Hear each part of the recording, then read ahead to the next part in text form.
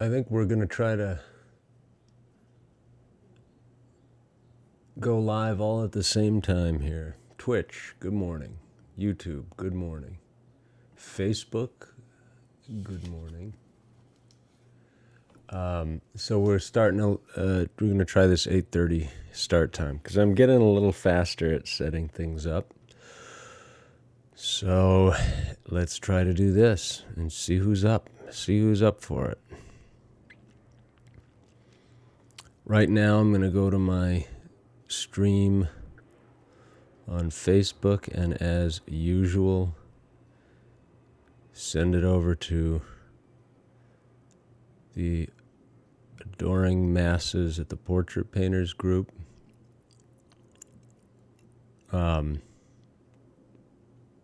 We did receive an angry face on one of our paintings between yesterday and today. That was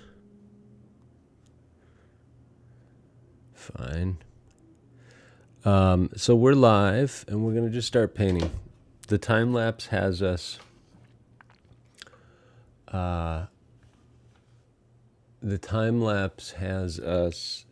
focused in on Ripley and Newt's heads. Excuse the yawning. Didn't quite get my typical start this morning.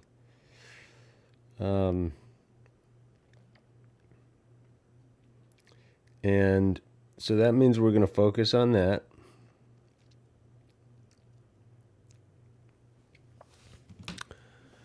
And we'll see where we get.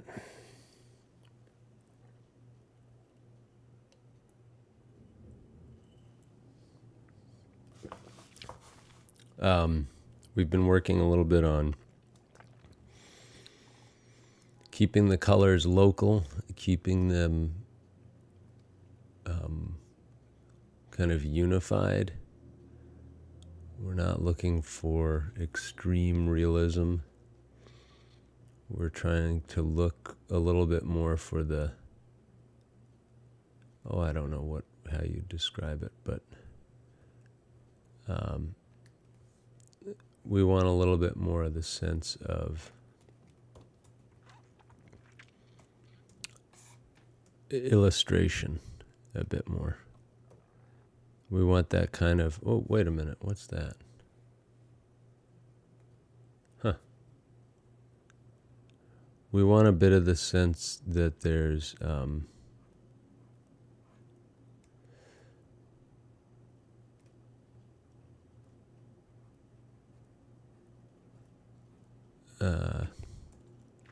like the Norman Rockwell thing, which we should bring that out. Norman Rockwell. I mean, well, is it art? I don't know. I'm not an art critic. But I can sure as heck tell you it's fun to look at. More fun in some ways than some of the old school folks. All right. Let's not turn this into a political diatribe again. All right. So, cool. So what we're doing is we're basically grabbing colors from what we've already got. And that limits us in a good way.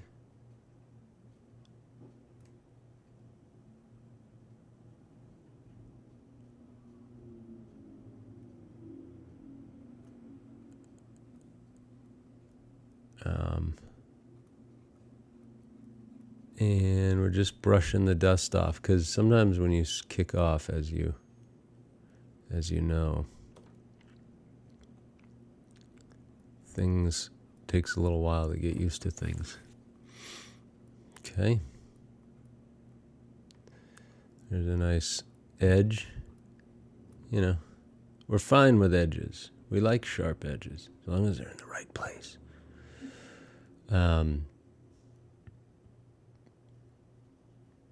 that's what really what I'm working on. So it's thanks to you guys for being open to what I'm working on, because it's going to be a roller coaster. Okay. So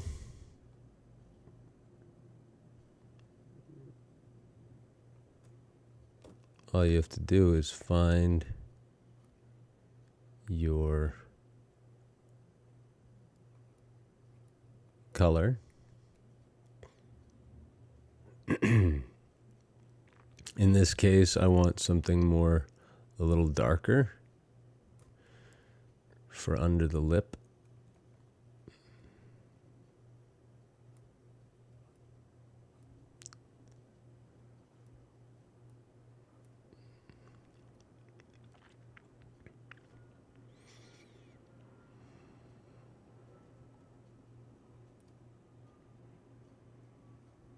A little darker here, the chin. We can see that, and it's okay if it's in the wrong place. And in fact, I would go so far as to say that for this one, if it's in the wrong place, it's better. Because I think one of the things that's, this is always an experiment,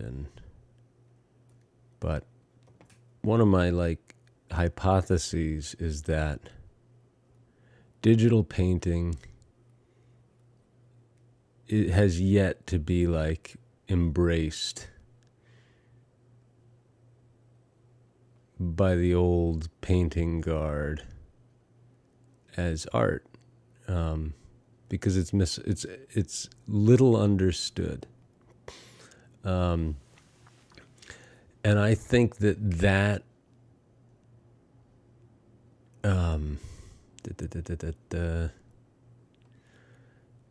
I think that my hypothesis is if you paint in oil, you're going to get more people saying, wowie zowie, I like that. Okay? That's the hypothesis. And I think the way we're going to do that, or the way we're going to experiment on it, is by doing a bunch of these, building up the portfolio, and taking a look at what people like, which subject matter do people like, and which is more alienating. And then when we find out which one they like, we're going to paint it in real life, IRL.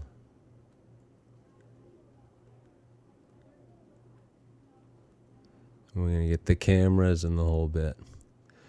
So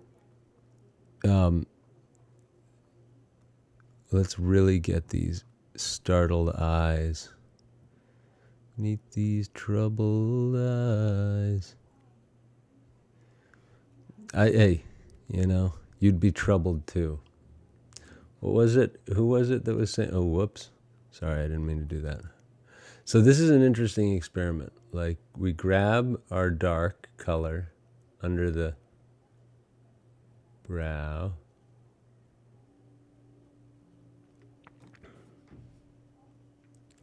Something like that. And then we get a similar value.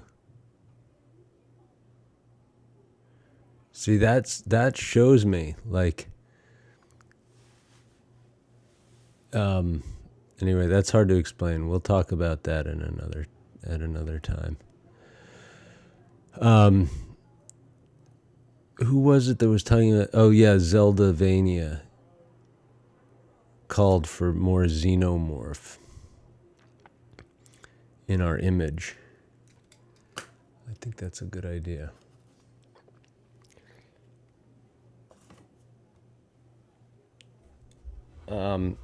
Okay, so Ripley, Newt, let me get my posture a little better. Posture check.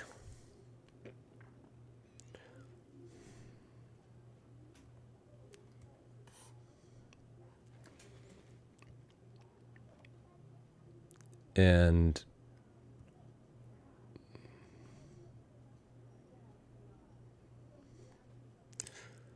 what's so important, I think, about this pose is really a strong, that's not an accuracy, but I think what I like about it is the teeth. And it's just a big part of that film is like the kind of symbolism, or what it, not symbolism, but the implied metaphor of like the mother figure, the kind of, you know, is it the queen of the aliens or is this the queen of the humans, and who's right? You know, who's the good guy? I mean, we know it's Ripley, but sometimes the filmmakers have you questioning that because they build sympathy in some ways for the creatures, right? I don't know. I've only seen 1 and 2. And then I saw this other weird one in the theater once, but it was, as they say, they'd kind of jumped the shark for me at that point. Has anybody seen the new one? I feel like that would be a fun one to watch. All right, so I'm having a little trouble finding my correct color here, but that's okay.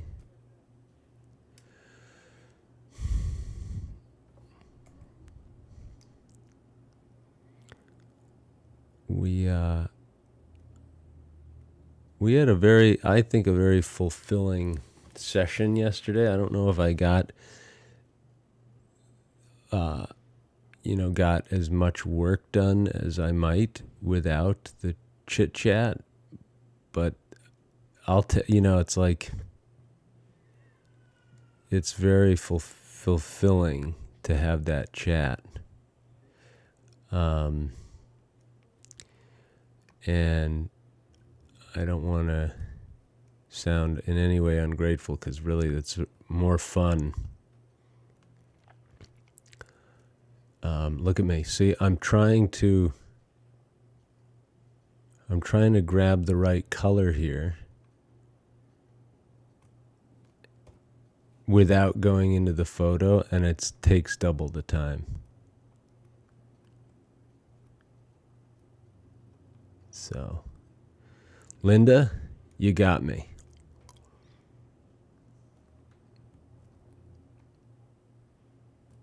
It's a lot easier when you're stealing colors from the photograph.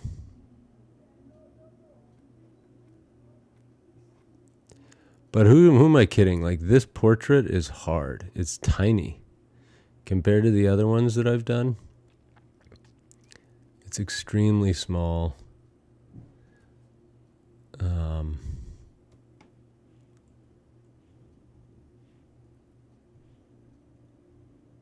And it's tricky. So we're going to let ourselves off the hook a little bit. This is a lot like when I remember when I would be painting the figure. You really have to. You're usually not painting the figure at life size. So one needs to really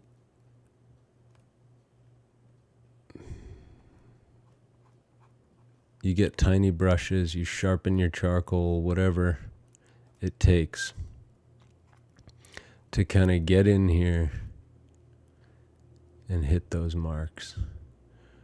All right, look, let's get our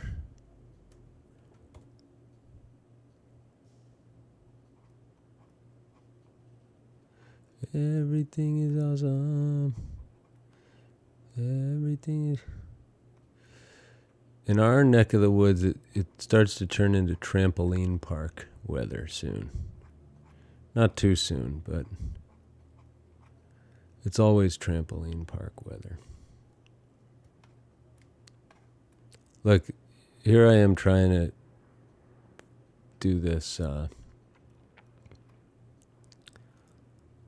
look, we're going to grab this color and use it over here.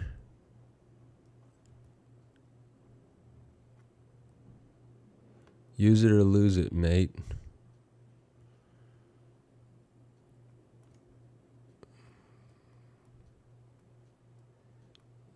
Yeah, trampoline parks are fun. The kids love them.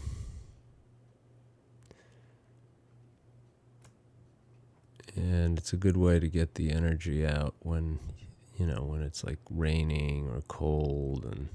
But I also like to go out to the park, so got to figure out what we're going to hope for. Snow this year too.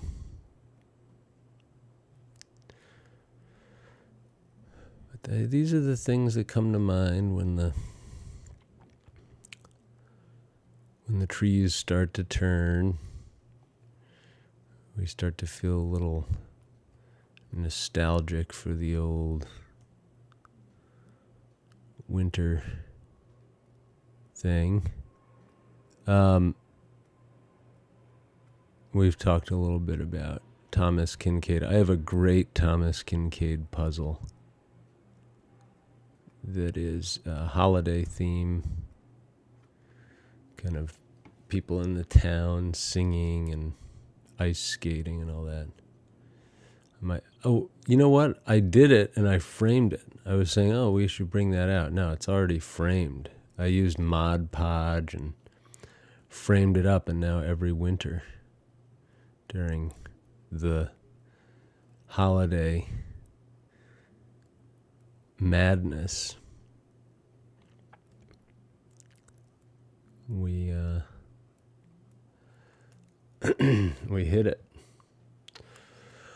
Okay. Now, what happens here? We need to find some kind of equivalent.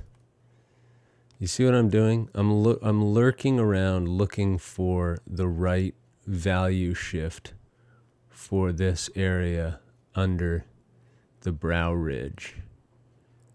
I'm not grabbing it from the photo anymore. My stealing from the photo days are done. I stand accused of charlatanism by various sources, and most of them are calls coming from inside the building, so to speak. And I've decided I'm gonna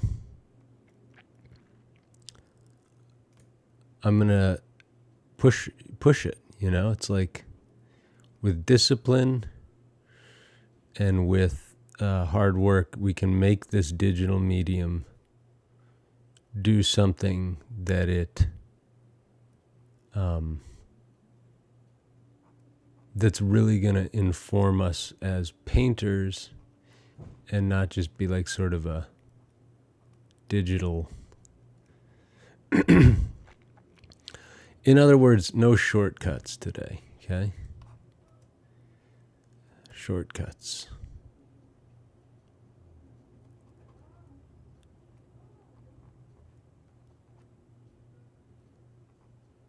All right, so here, this is a great little passage here.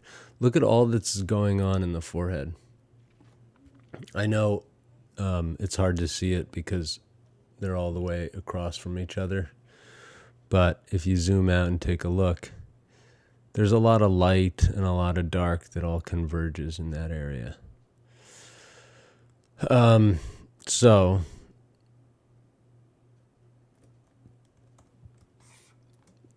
one thing I'm going to do to solve this little conundrum with the lips is get the lightest light over the top first.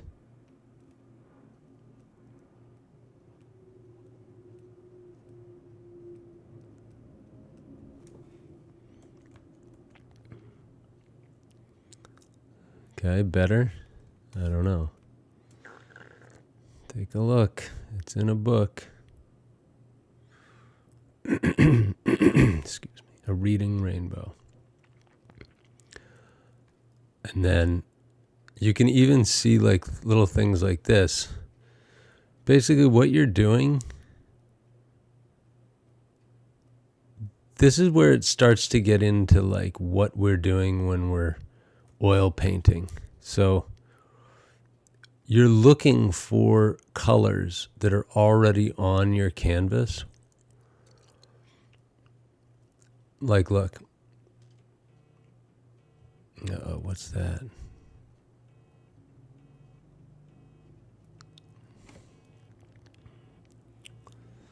More xenomorphs.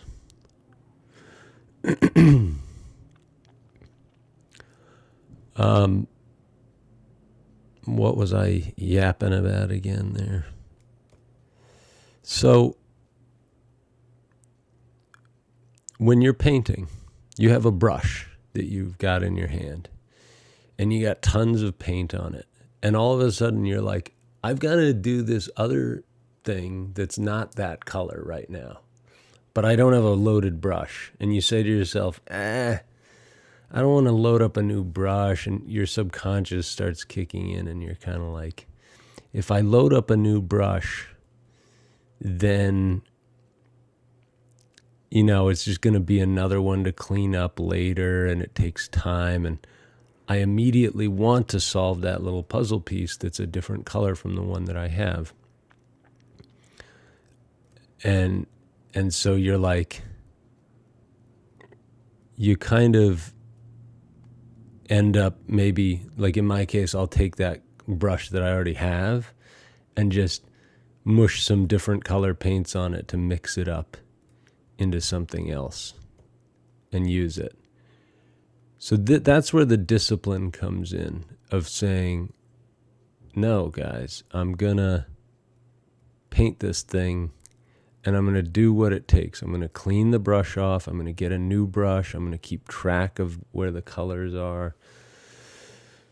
You know, so it's kind of, it's a constant juggling match between what you sort of, what you know to be the right thing and what is maybe the easiest thing at the time. So anyway, that's my experience with it. I know some people are super organized and they don't let themselves kind of fall into those traps that I'm talking about. But I am definitely not one of those painters. I seek the path of least resistance. And it's, again, part of me journey here. I'm on a different journey now because I didn't really like how that was. I don't like how that felt. Like when there was a final painting, it was always kind of like,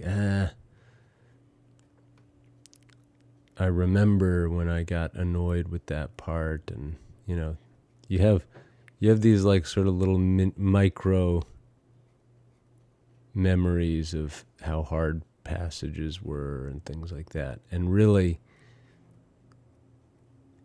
it's harder when you're not doing the hard work of finding the right color. So all this is a way of saying,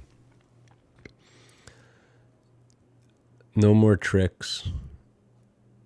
You know, the number of people that are going to recognize that I'm no longer, like, ostensibly there's no difference between watching somebody paint when they're grabbing colors from the photo versus from the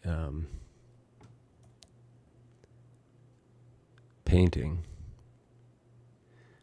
But I'll know the difference.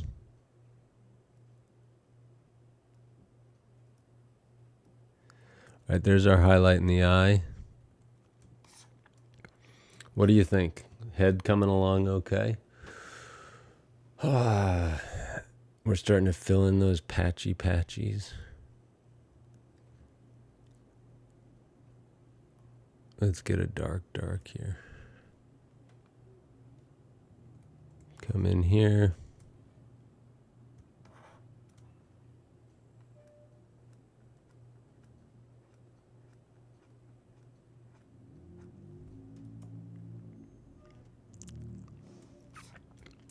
Newt. Yeah, because, right, like she is, Ripley is the mother here. Like, Newt has lost her parents. It's clear that she needs help. But she's also a very independent little kid. I mean, she's figured out how to survive that long. And I think Ripley recognizes a warrior among her.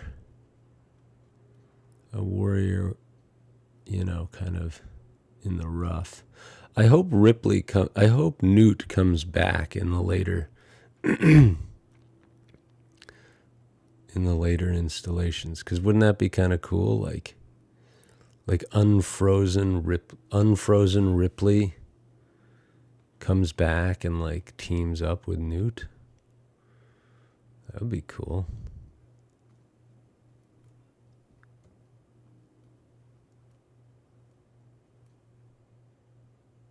Could definitely look into Michael Jackson Thriller here.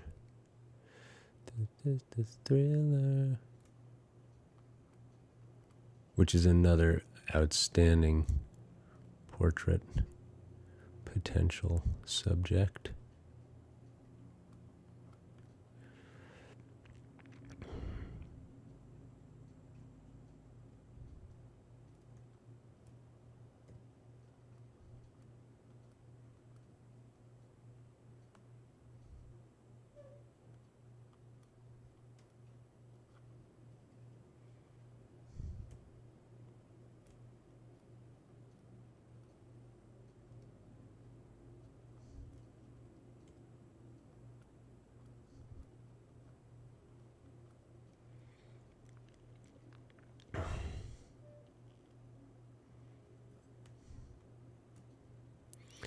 All right, you see me getting quiet. Usually when I'm quiet, it's because I'm scared. But in this case, I'm kind of like, it's all making more sense now. See what happens? If you follow the rules.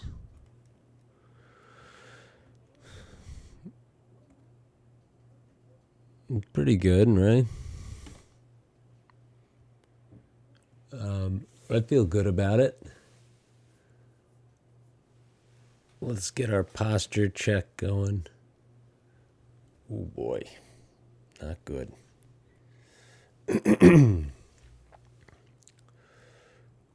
All right, let's do this. We're going to blast in some darkety darks.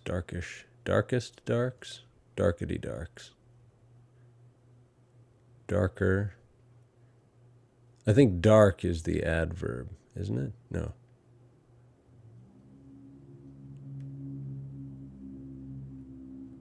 Darkly? Yeah, whatever. All right, let's grab...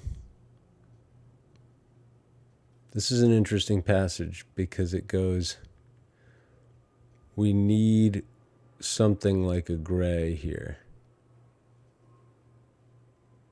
Not that dark. Let's try it. Let's try that dark because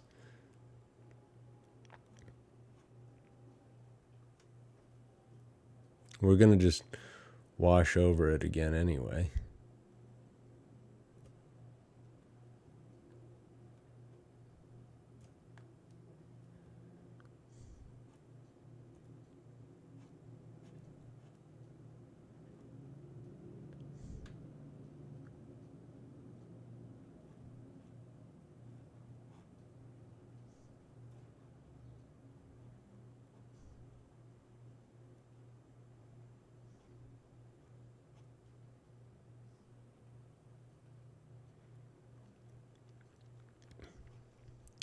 So this is all this blonde stuff, right?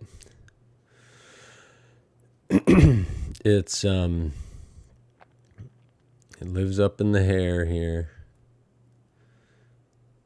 We are losing our guide markers, but that's okay. We know that there's blonde stuff happening here. We know that there are highlights in the eyes. I think from the very beginning we messed up a little bit by we really need a dark here, but I don't know. How about this? Could this work? Yeah, I think something like that. Let's get in here. And by using our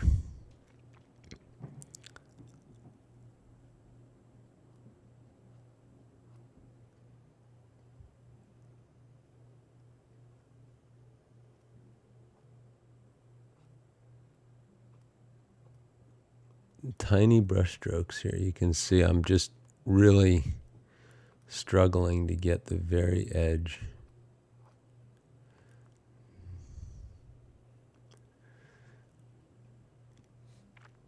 What I really wanted to do was, here, I think we want our light.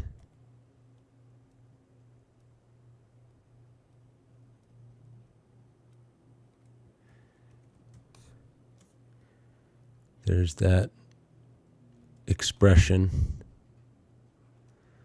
of kind of absolute terror. But I think she's also relatively at ease, when it comes to having Ripley there. Now, I failed to read the description of, the Wikipedia entry in my posting, but I was curious what, if anything, is Ripley's title? Like, is she an engineer? Is she a,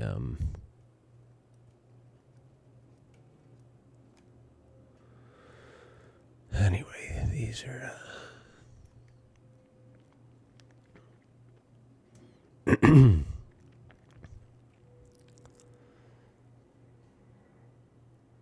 oh, we'll grab this color, something like that.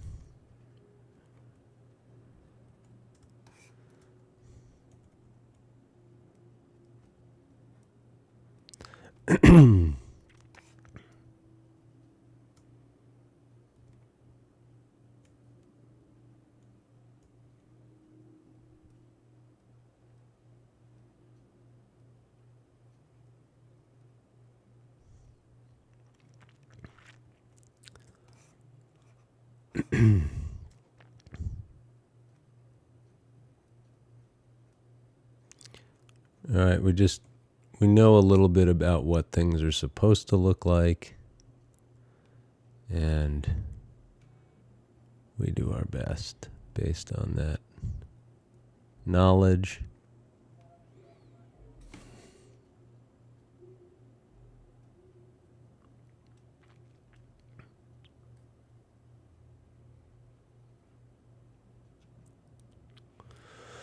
If you pardon me.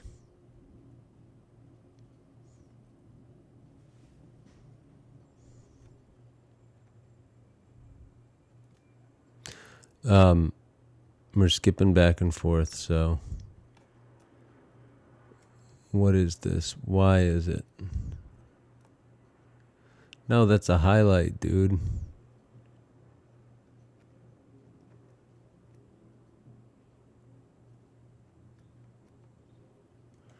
That was a mistake.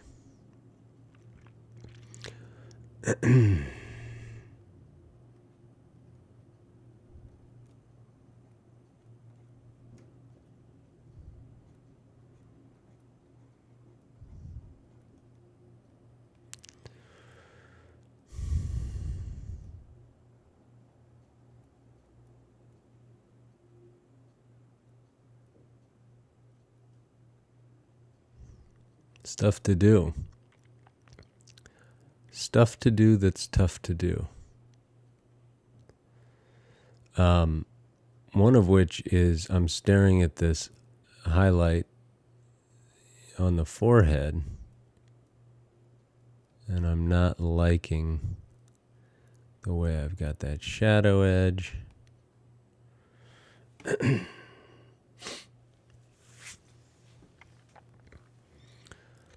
Did we get distracted? Yes, we definitely got distracted. So let's take Newt's forehead tone. We'll find something like it at over on Ripley's head. And we'll pull it through. We're gonna, if that's the Ripley zone, there's a little bit more of this over here. Newt has this kind of like darker value, almost indicating that there's like some dirt there.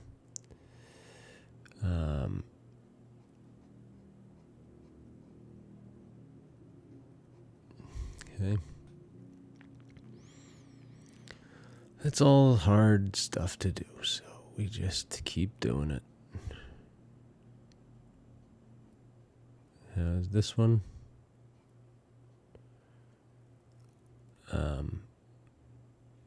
We got the golden hair here. I think we have a blonde, and then there's our shadow edge. You can really start to see how hard all this stuff is to paint because you get lost. It's like that could be a dark, there could be a light in between, what's highlight, what's dark, on and on. But and especially if you're like have slight,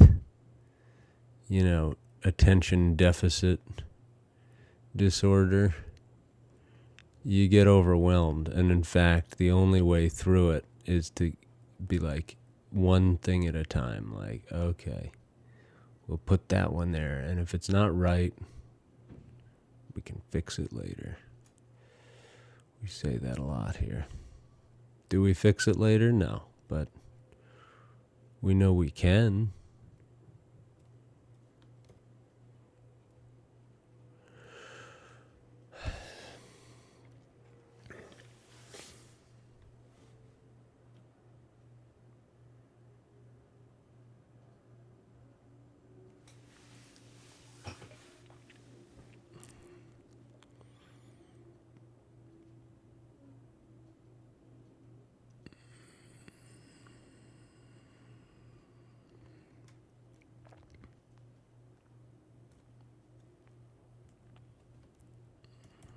All right, let's use this. It's already there. We've got the mouth.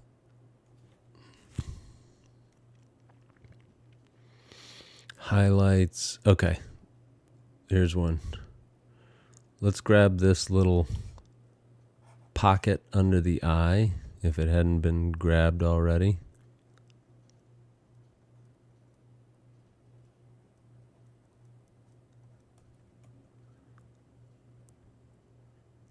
And then there's another pocket of shadow that wraps in. So look, you can see her eye curves up and around. Yes, this is true. And then once it does, it carves back in for a moment, and then this. I'm remembering that from looking at the photos, so it's kind of a memory game. What did you see? And then you go back and revise it if it's wrong.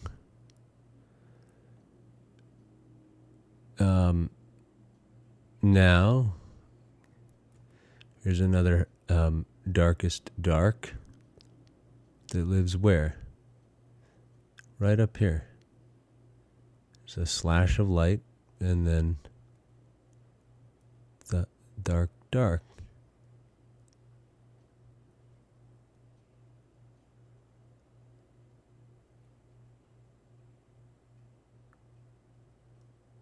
So there's Newt's eye coming into focus. There is a highlight, a blonde highlight maybe.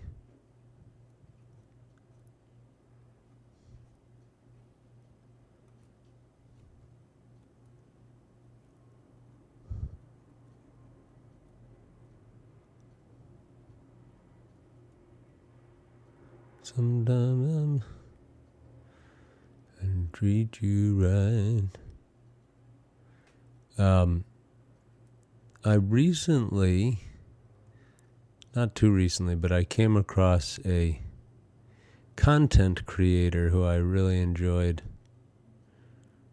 who juxtaposes sort of like, it looks like they're like gang dudes, like singing, lip syncing to Britney Spears. It's a really nice juxtaposition there. And at one point, it's very funny because one of the guys has a, what appears to be a ankle collar, like he's on, he's out on parole. Anyway, it's hard to explain, but it's like they juxtapose these tough guys with the sensitive sounds of Britney. I like how it kind of potentially tears down stereotypes. Isn't that what the internet is for?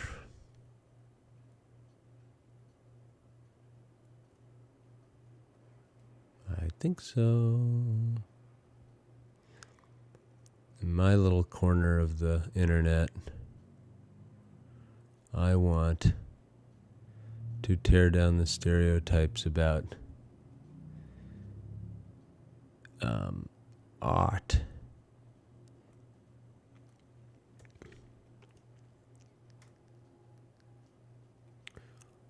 Art.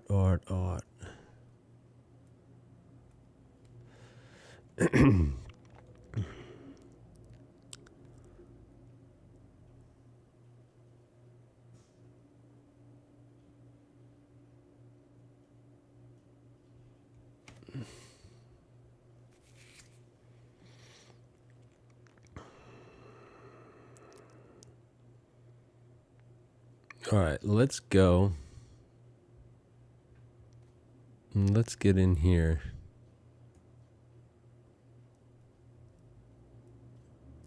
Yeah, because that's the thing. That's really, I'm starting to realize what it is.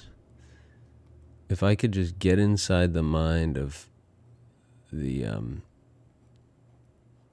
haters, I think what it is it's very hard to sit here and pick an image color. I'm really realizing that now, that I was making my life almost too easy. And sort of convincing myself otherwise, like, no, there's plenty to focus on. But I can explain more about that when I get into the studio a bit. But basically, it has to do with being willing to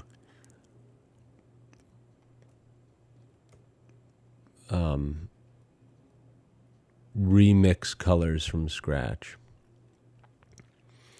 But more than that, it's about knowing what those colors are. And that comes full circle back to what I always say is, if you're looking to learn how to paint, look no further than a charcoal drawing, because charcoal is the crucible in which painters are made, because Again, when you're painting, all you're doing is drawing with mud. Does that make sense? You're mushing mud around.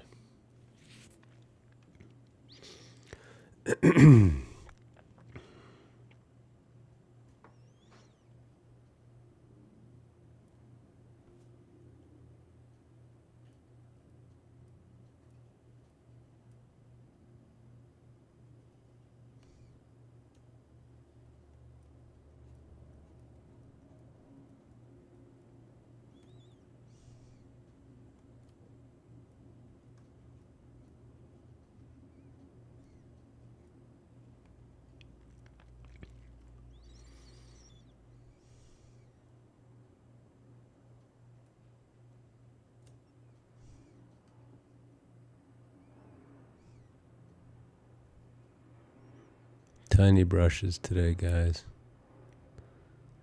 Very tiny.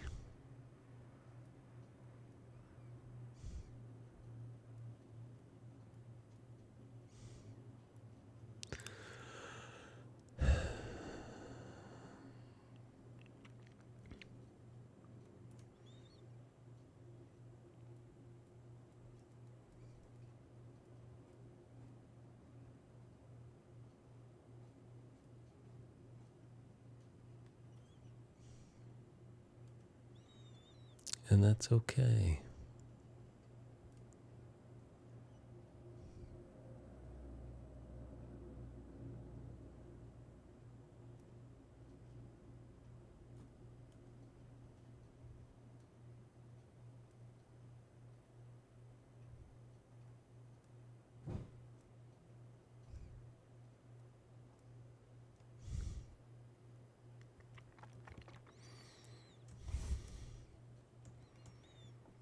How hard is this going to be? Can you make it easy on me? No.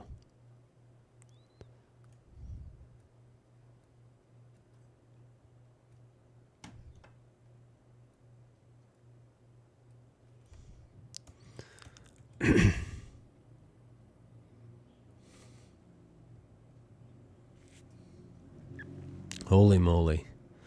That's tricky. So, here's our highlight up in the corner of the cheek, and that can also live here for the sake of simplicity. There's a nice trickle of light there. Don't forget about the one up here.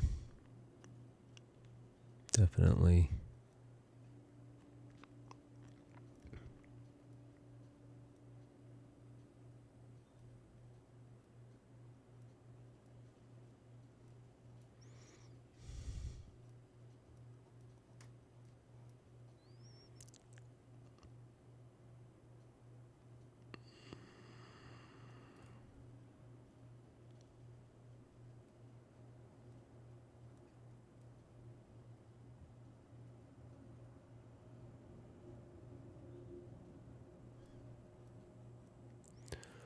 Little by little.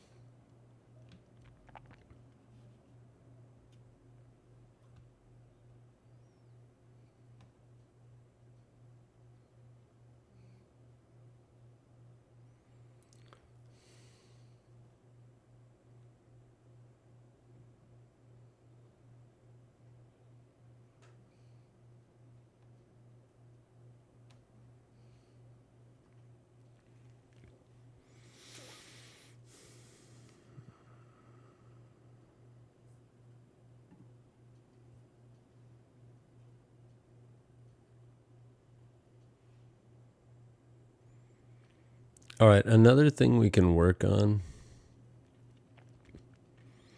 that is not necessarily going to be as cathartic as our... Whoops.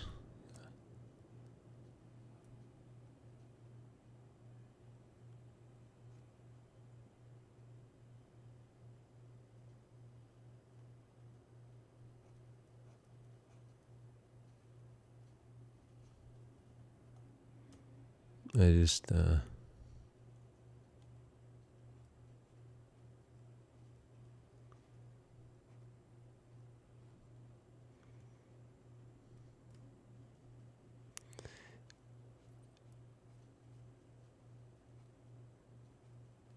you get your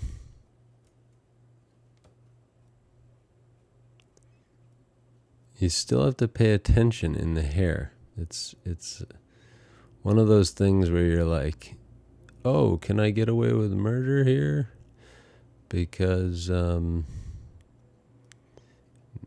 looks messy in there.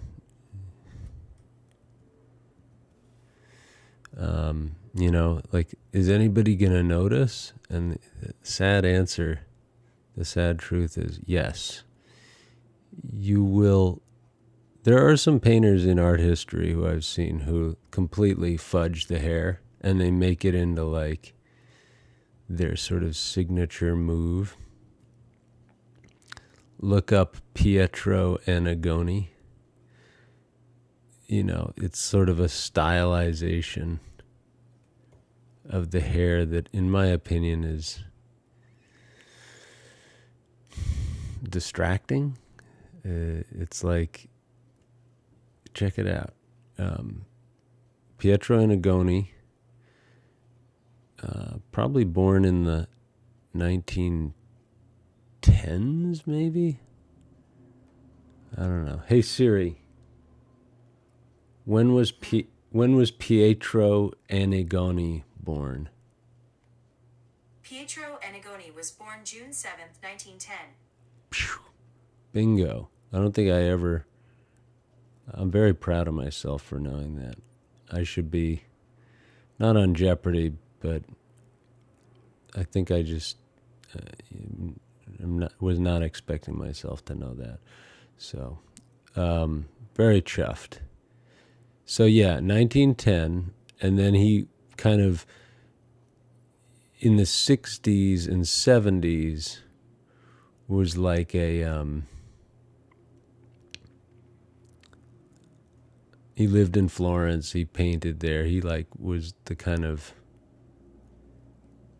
sort of like a realism pioneer. Almost left over from the days of, it was almost like a backlash against all the stuff going on in contemporary modern art and stuff. But anyway, he would do decent portraits, and I think he had some like royal commissions and things like that.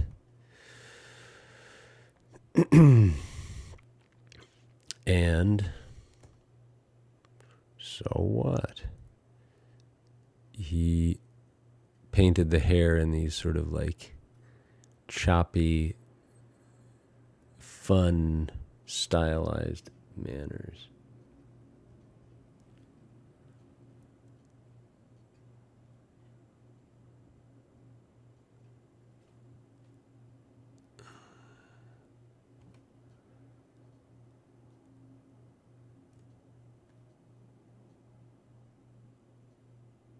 Okay.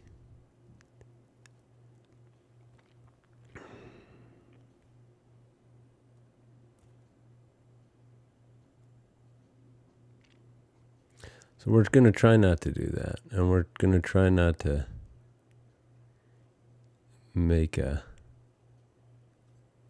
enemy out of Pietro Annigoni.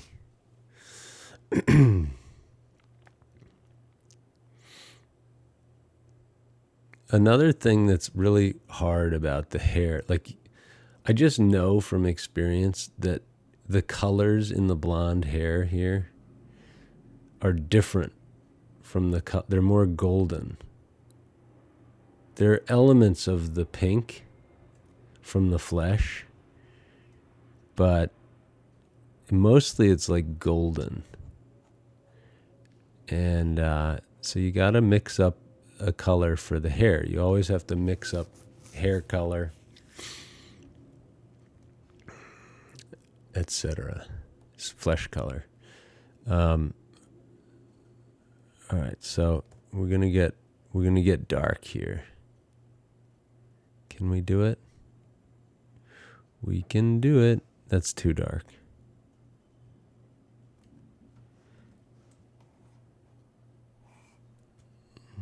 Did anybody watch My Pals? Wait, what the heck?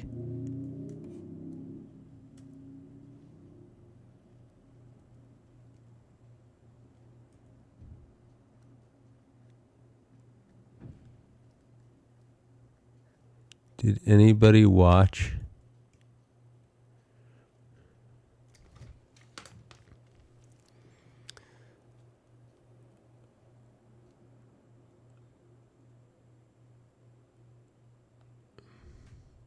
Hold on.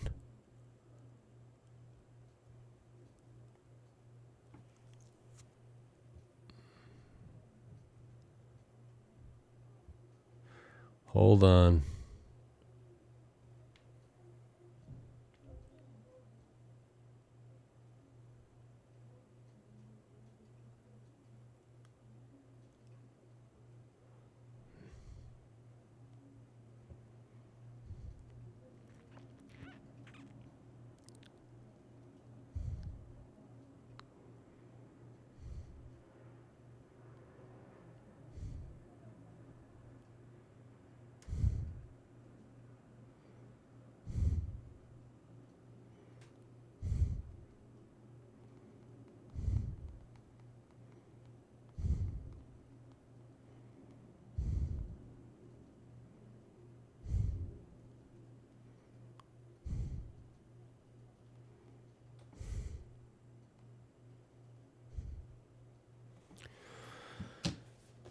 All right. I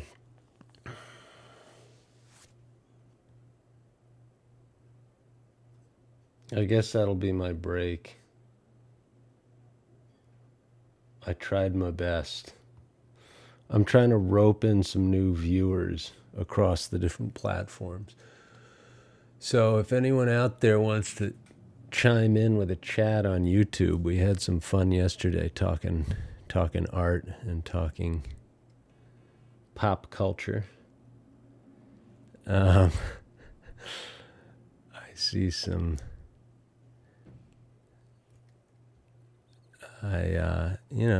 Try my product. So we're just going to keep going. We are going to attempt to do the portraits here of Newt and Ripley, meaning the heads. And then what I think we'll do is ultimately... Uh-oh, I'm lost here for a second. We're going to just do the heads today for about another hour or so. And then once those are more or less chopped into place, we're going to head over to the rest. But right now we're just working on the heads for the time-lapse video.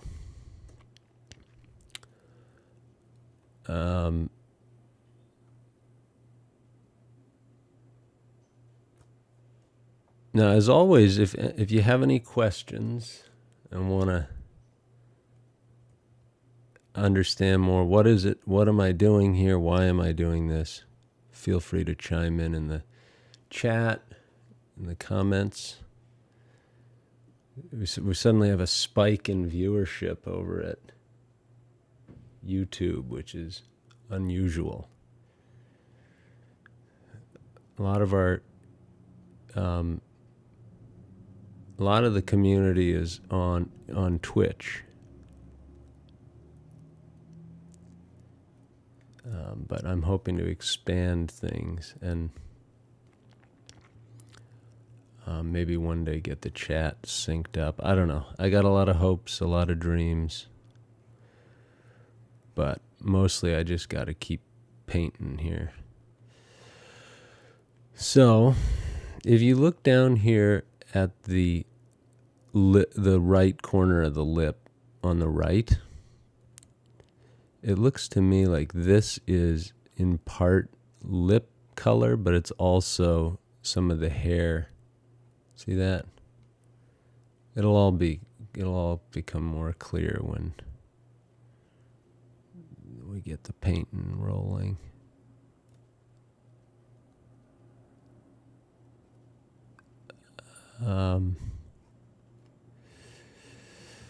So really this is just like it's a puzzle piece, puzzle pieces. You're just grabbing pieces of the puzzle, putting them in. Oh, does that one fit? No. Put it down, try another one. Looks like that. So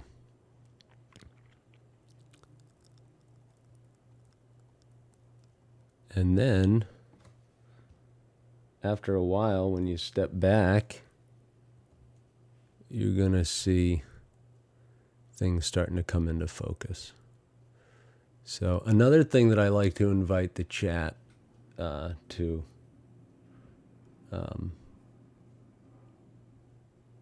do is say, you didn't paint this or paint that, something like that. If you want me to work on something that I'm not working on.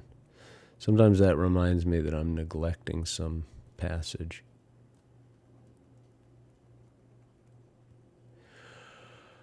Okay.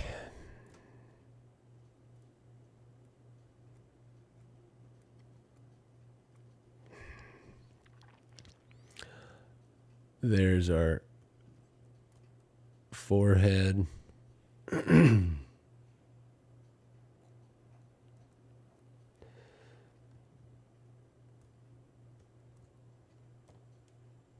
We're still got to pay attention to our specifics here. As I said, when you're painting the hair, the temptation is to say, oh, I don't have to do that.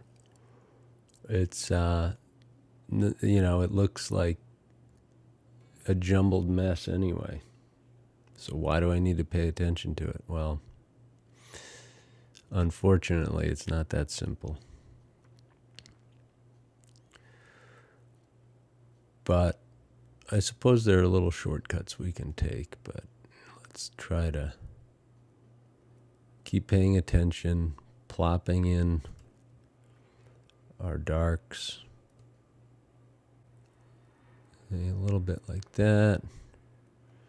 Then we got these nice highlights of blue in the hair. I think that, who was it, Zelda Vania yesterday that pointed those out? Yeah, I think it was. The blue highlights reflecting off the hair are really gonna... We've got them over here on Ripley too. And, sometimes we can put those in later. Okay.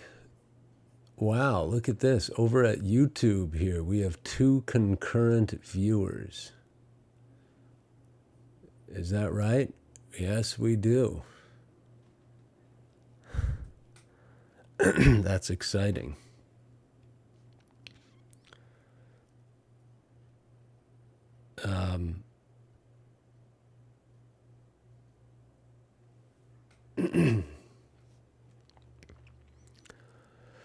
So, yes, we'd worked on the head previously today. And every once in a while, you'll find you can't keep going on the head until you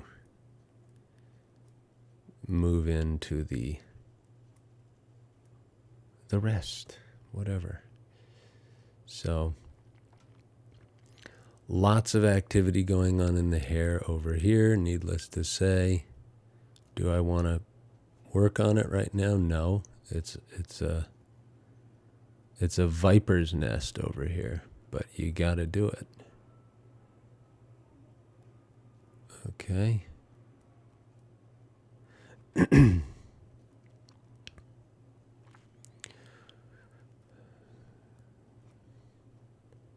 I think today probably what we'll do is not take a break and just do the 3 hours. I don't know exactly when I put brush to, but we'll just chop through the 3 hours. We started early, we'll finish early.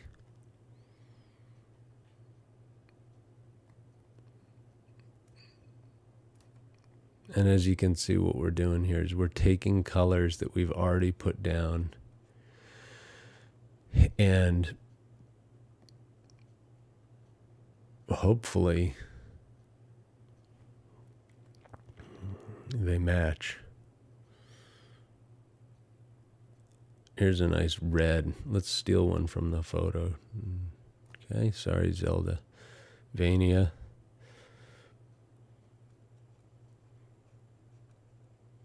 Sometimes we gotta steal.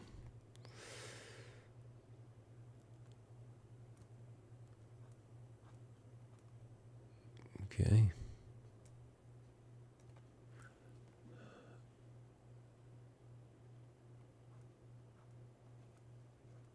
Oh no, come on, that's a gray. I didn't want that.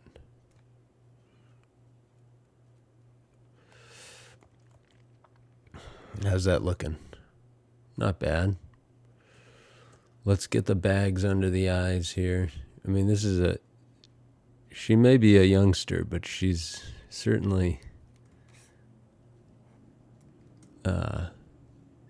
she's done some living for an 8-year-old. I think I forget, how old is she supposed to be in this one? I can't remember. But,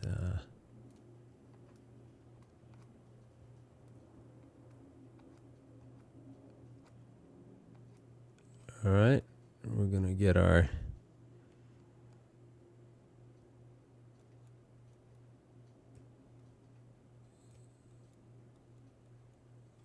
pull across that the stuff under the eye. Get it right. Let's do it. Let's get it right.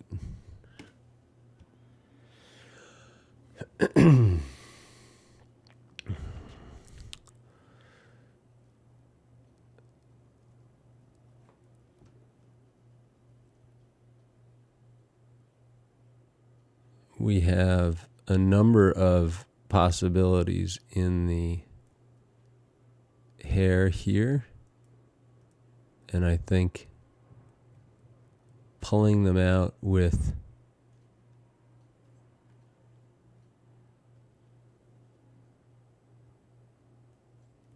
let's see, we're looking around. This is the problem. Let's get in here a little tighter.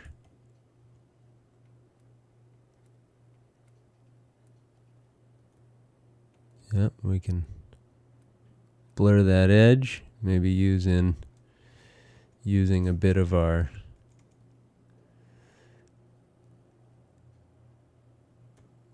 we'll use this.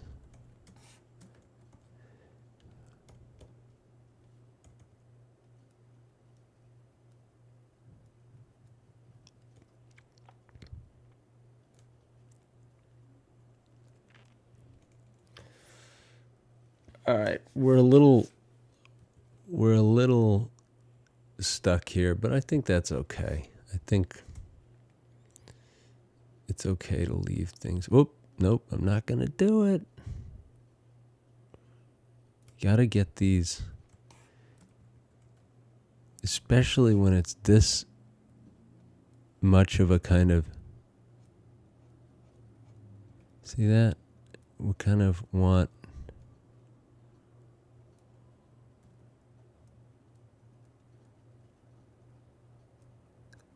something like that. That's your under the nose there.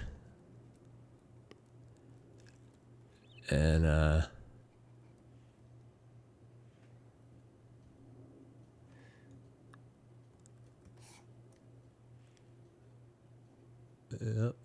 yep.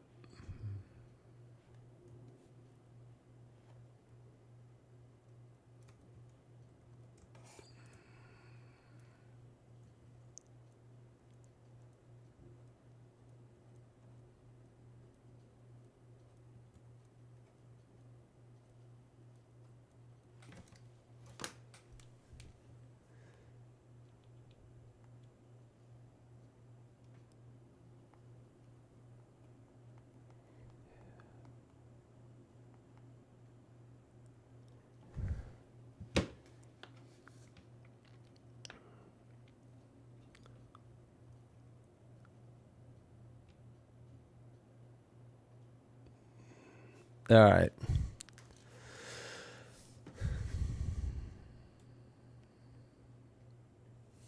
Let's go. Let's do this. So there's some dark stuff here. It's like a grayish. Why not? You know? Why wouldn't that be the same dark that's down there? Could be. I know.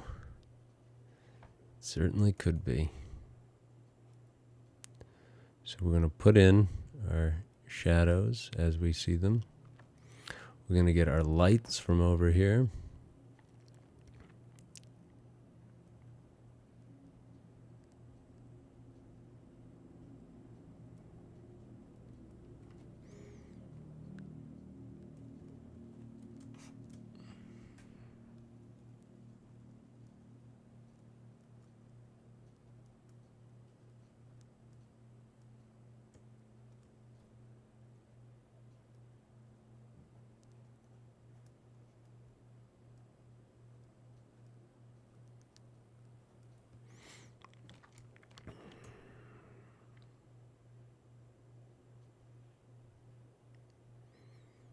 Okay, so then we'll, when stuck with what we have, again, what we have to work with is the shirt that's already up there.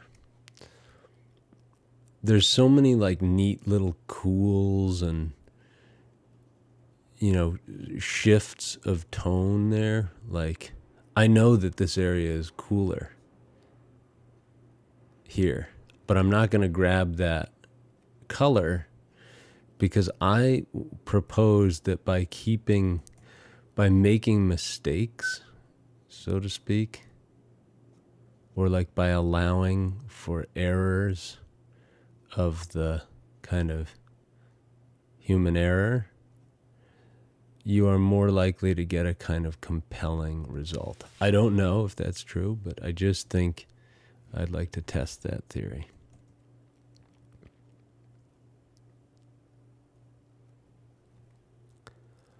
Do I need a break? Probably. Am I going to take one? Doubtful.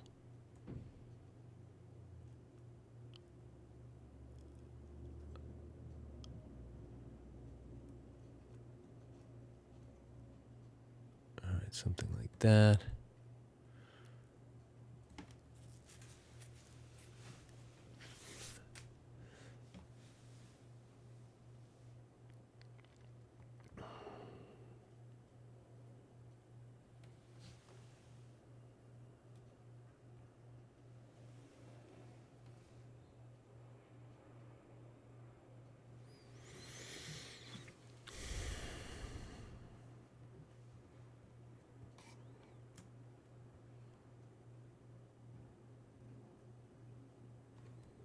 Mm-hmm.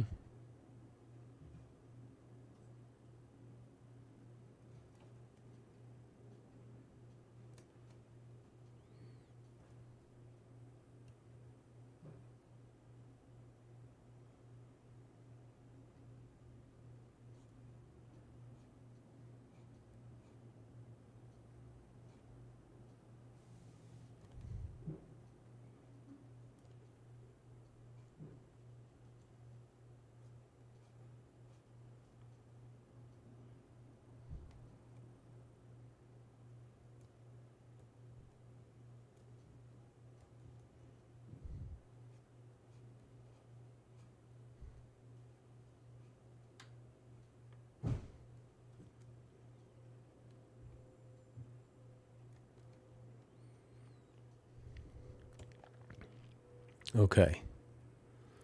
So, we're getting back into the stuff going on here.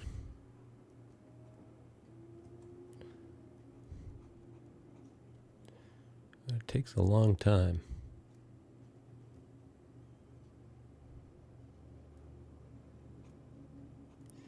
I think what I'm saying about these shortcuts and what's a shortcut and what's beneficial, and it's all about what is the thing. What are you looking for in the end? Are you looking for a photograph? I've been there, I wanted it to look like a photo before. And I always sort of want it to look like the photo, but I think what I'm sort of getting at here is the desire for and now we're saying this a lot here, but just that expressive quality of line that a lot of painters have. Someone on Duolingo took my second place post. What should I do? Fight back?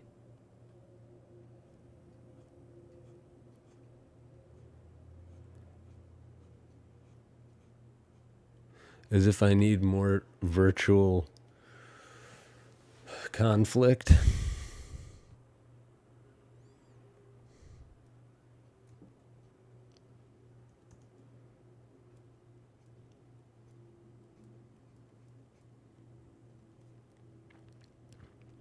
Ba-ba-da-ba-da. Do-do-do-do-do-do. Hey, Chris. It's your birthday.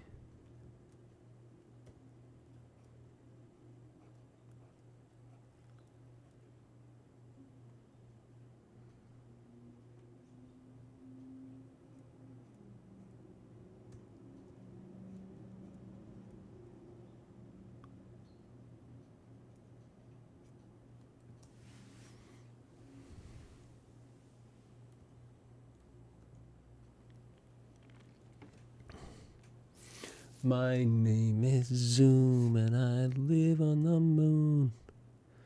And I came back down to earth just to sing you this tune. Hey. This is going way back probably for most. Zoom. Captain Zoom used to do little records with people's names on them. And he's still at it. You can buy the MP3s now. But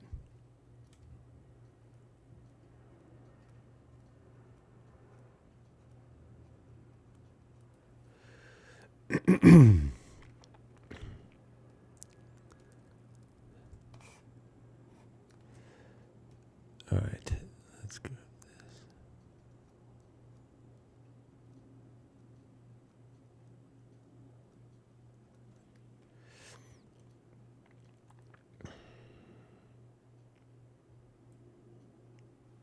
Newt.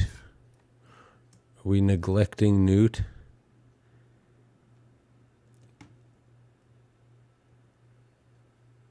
You don't want to... That wouldn't be nice. She's already lived through quite a...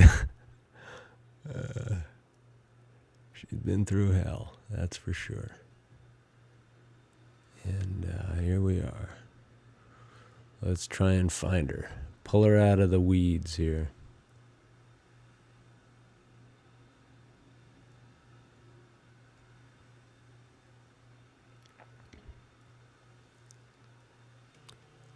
The last time I saw this movie,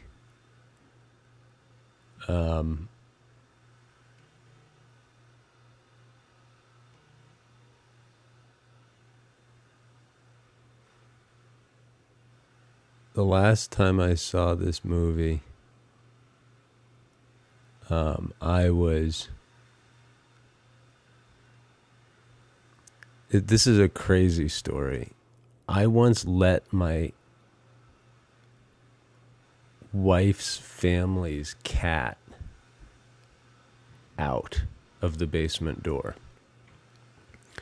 What happened was I used to ride my bike everywhere. And I was riding it. And I rode home. We were living in my wife's childhood home's basement apartment while we had some work being done on our home. And I rode my bike home from Manhattan to their home in South Brooklyn. And when I got home, I was like so happy to be back. You know, it was like, okay. And what I did was I propped my bike against like the door, and I came in, said hello into the basement apartment, and then I went back and made sure the door was shut. But like in that split second, that had to be, you know, way too quick to, I don't know. It was fast.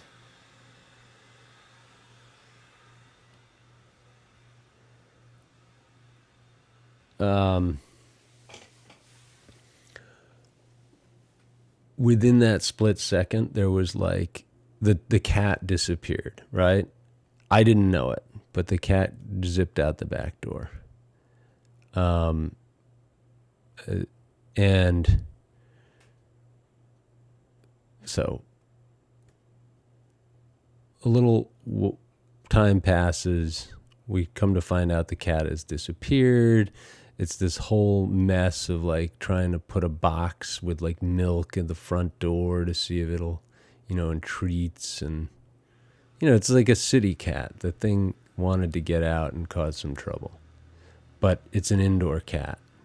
And anyway, long story short, because nobody had been so negligent to let the cat out in many years, they weren't like doing the flea treatments and all that stuff because they didn't have that problem. It was an indoor cat, but I made it an outdoor cat for a couple of weeks. Maybe days. It was days. So, oh geez, I don't need that. So anyway, if you want to know the details, hang on a sec. We got chats. What's the chat rate here? How come I can't see the chat? Top chat, live chat. What? Someone on YouTube's trying to chat here.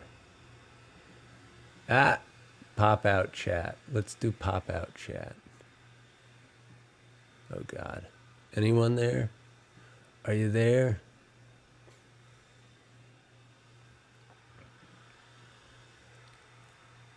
I don't know the settings. Whatever. I saw somebody trying to chat, but I spooked him.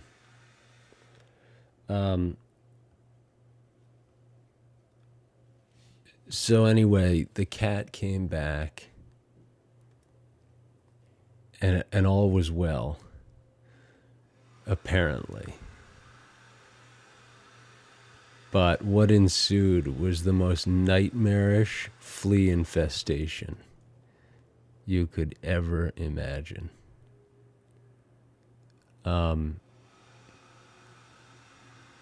And because there were a series of vacations which people took, and the cat tended to live in the basement and was kind of a, you know, like a working cat.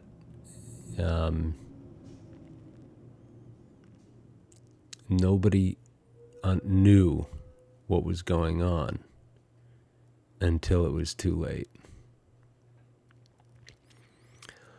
So then the battle began for fixing this problem, and that was its own nightmare. I mean, I need this highlight here because it's a yellow highlight. That was its own nightmare, and I won't get into the details of that, although I will say that alternative pest control in South Brooklyn, they did things that Terminix could have only dreamed of doing. And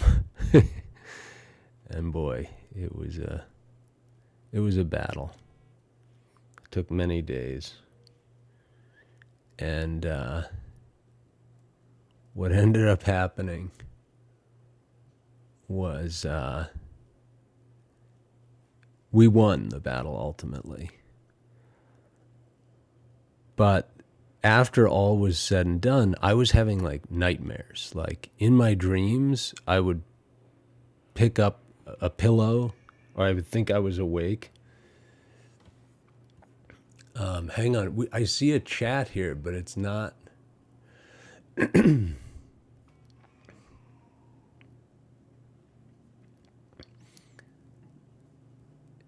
Yeah, so I'm getting chat from all sources here. But yeah, I was having these bad dreams. The story, by the way, if you're just joining for the story, this is the story of the last time I watched this film. I don't see chat. I don't know why, but I can't get live chat going here.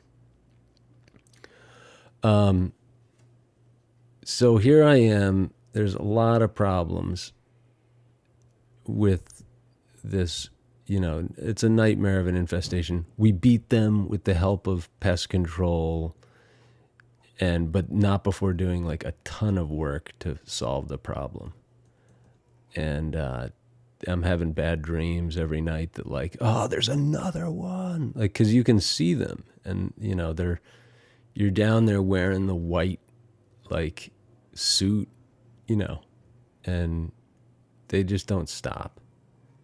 And it becomes like this psychological. It's not as bad as bed bugs because you can just kill them pretty easily, but you don't want that much. You don't want to leave the traces in your basement apartment, you know? So like you really have to clean. Either way, you got to clean it up big time.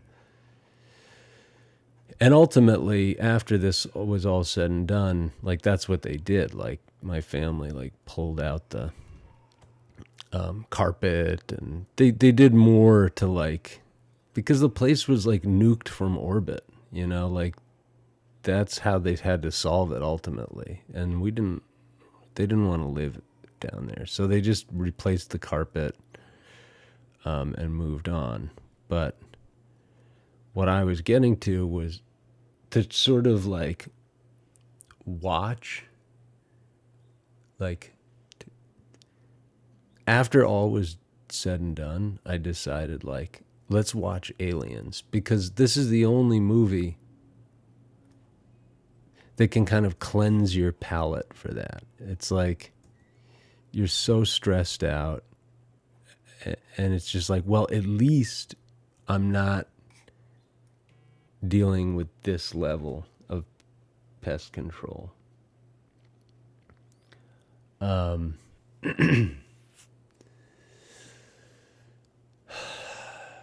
So that that was a bad memory. But I think this movie kind of helped me to exorcise some of those demons. And now we'll never, you know, I have a cat. I had a cat myself. I don't think I'll get a cat ever again. But I will, I'll entertain the idea of a dog. Dogs are fun. But I think the moral of the story is like, make sure you have your cat treated for fleas. It was scary. All right. Where are we?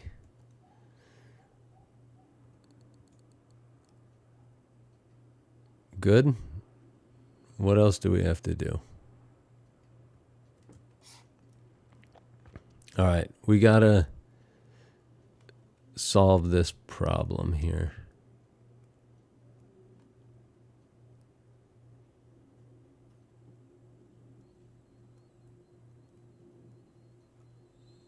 Okay, something like that. We've got a nice, I think I've lost my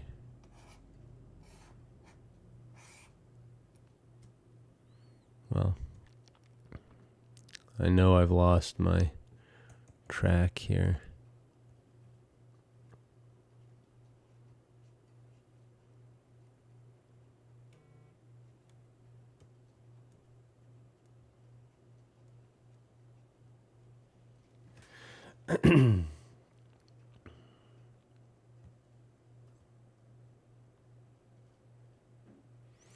I don't see the chat. I'm getting word that I've got a live chat here.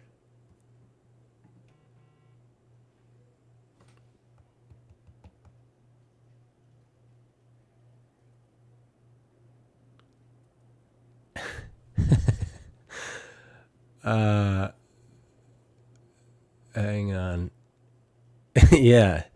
So there's some feedback about the look and feel of the gun. We need to work on that cannon. I think what it is, as I mentioned yesterday, this is what like the MacBook G5. No, whoa, not the MacBook. What was it called?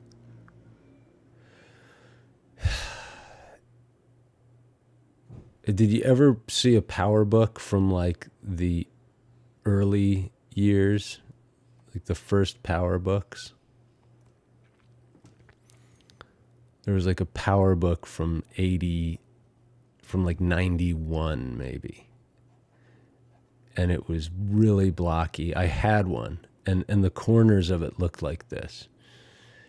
And so that was like, these guys were way ahead of their time. They were just like, so sorry guys, I'm going to steal some colors over here. But yeah, definitely this is oh shoot, I can't do that. I can't work on that part because that's on the time lapse. Dang. Anyway, let's discuss the gun another time. At the moment, I think since we're doing time lapse in this region, we're going to fill it all in here. See? Let's get it going. Let's get some darks here.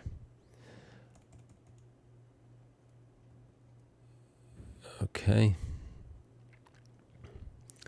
Unfortunately, I think the best way to reach the chat is, well, here, let me see. I'm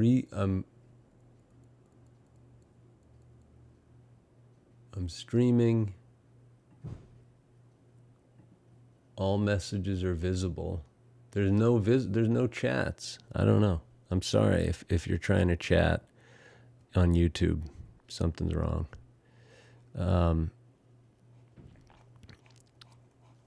So back to what we were saying about the time lapse is all kind of focused around Newt. So what we can do is actually grab some of the darks from Newt's leg and use them over here in Ripley's hand. Okay. It's not going to be perfect, but it doesn't matter. We're just trying to fill in our gaps. Okay. We've got our underdrawing.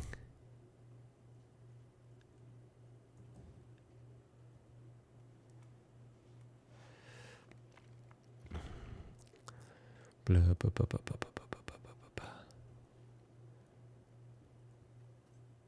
had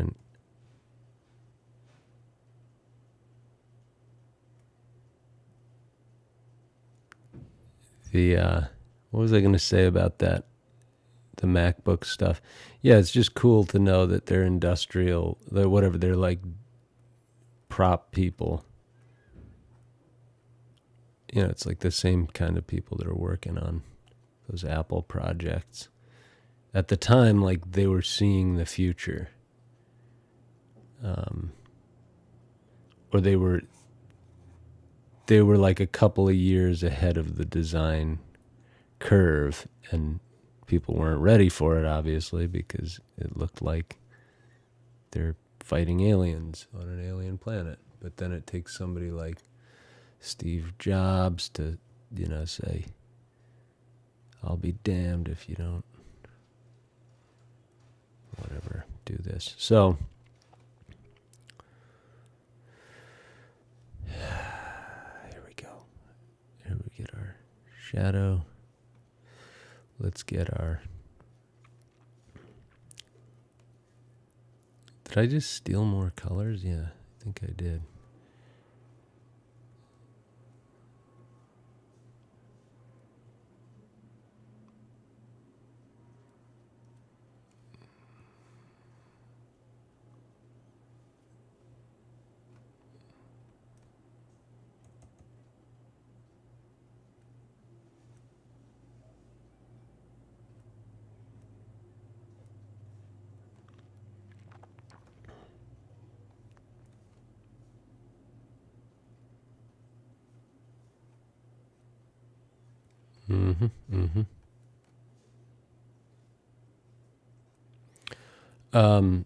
All right, so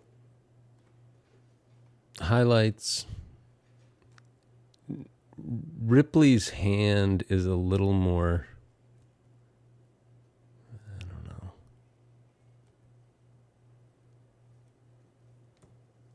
It's a different color slightly. But we're going to put in our highlights. Going to put in, there's a really nice highlight that I'm going to grab either from the watch or just from the photo itself. It's basically white, but it's got a little hint of orange in it.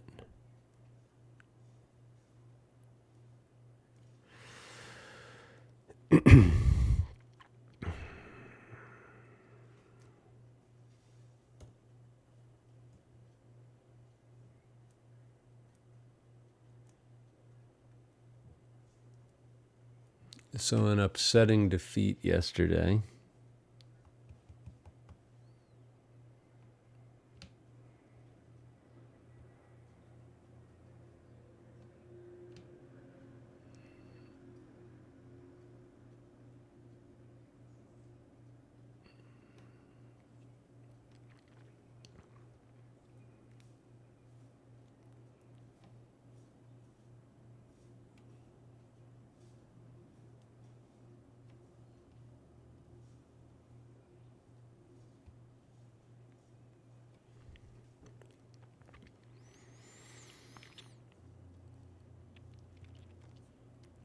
All right, let's take this.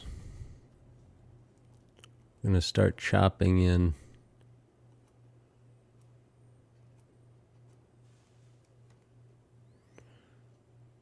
details there.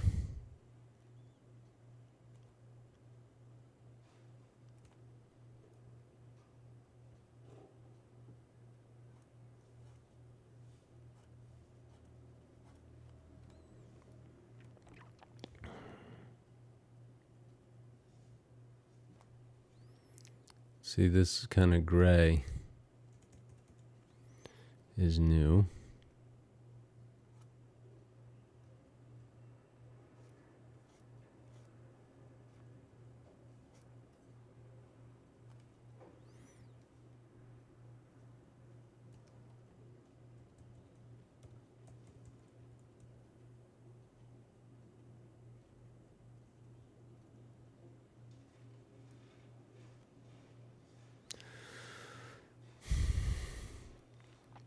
All right, there's nothing we can do much more until we iron out what's happening with the nose and the tip of the nose here.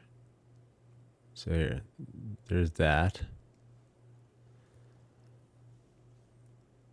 I see what's happening here.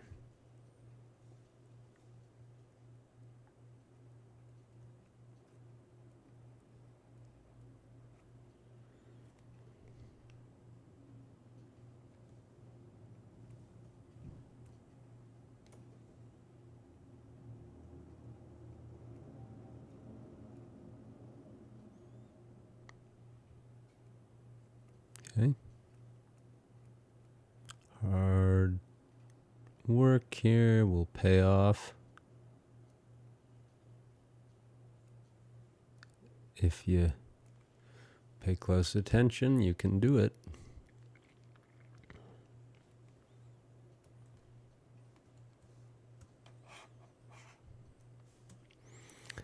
And this is too bad that I have to zoom in this far, but it is what it is. I don't have to, but it's such a tiny portrait and I just want to get it right.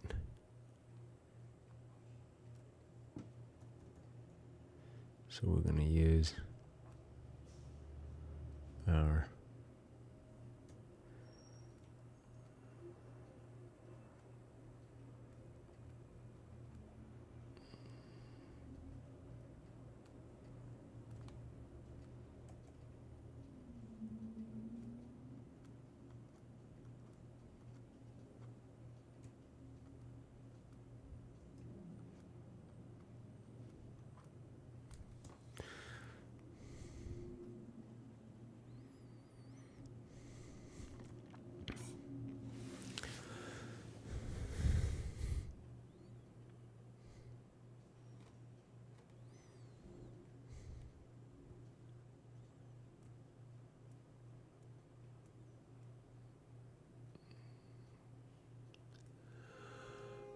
okay. What's next on the agenda is just obviously more of the same.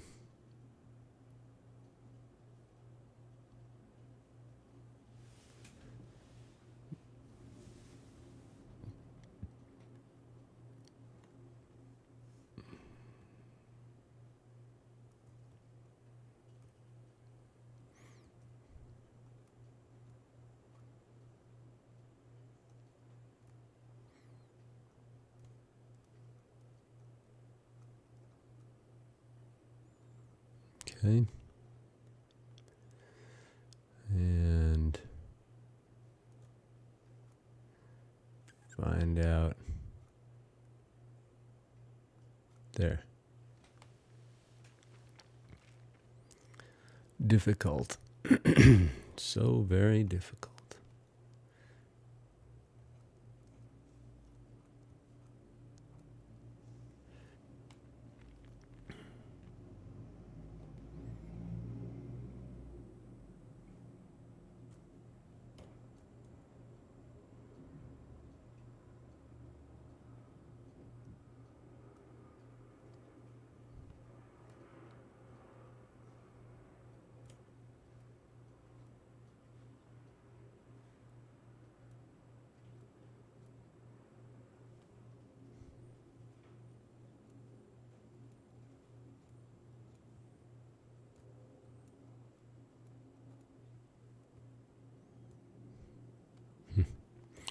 That's tricky. But I think we can do it. All right. Now, blonde hair is the hardest to paint. Look at this. There's all these darks in here that you gotta hit. Look at this. Slash a dark, put it in.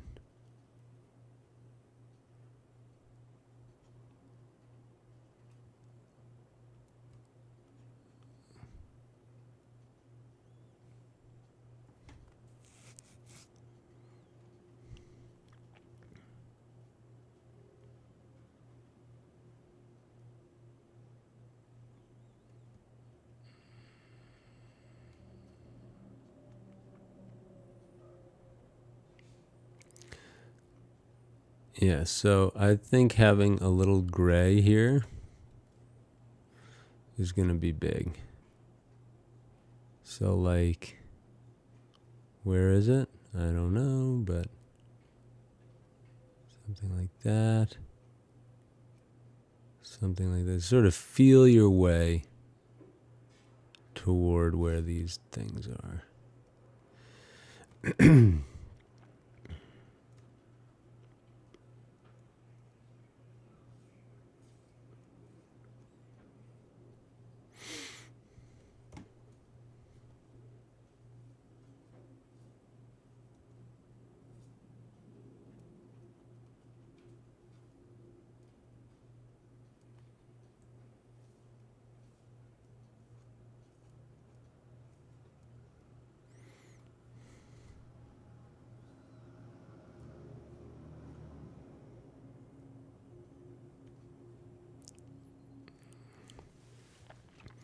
One of the reasons I stay quite silent when I'm working on things like this is that you can very easily get, when you're working on the hair or something, you can get derailed. And then you're like, what was I working on? Anyway, I don't know about you guys, but I like the patchiness in the brushwork here. Sorry. Ooh, I got a like on this video on YouTube. That is awesome.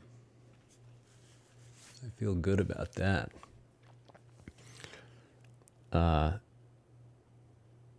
So, shall we continue? What's our time? 1:47. Yeah, we got a ways to go. It's a Wednesday, so I don't have a full day or full 2 sessions. But as always, if you just keep muddling through, things start to take shape. Okay. Let's get our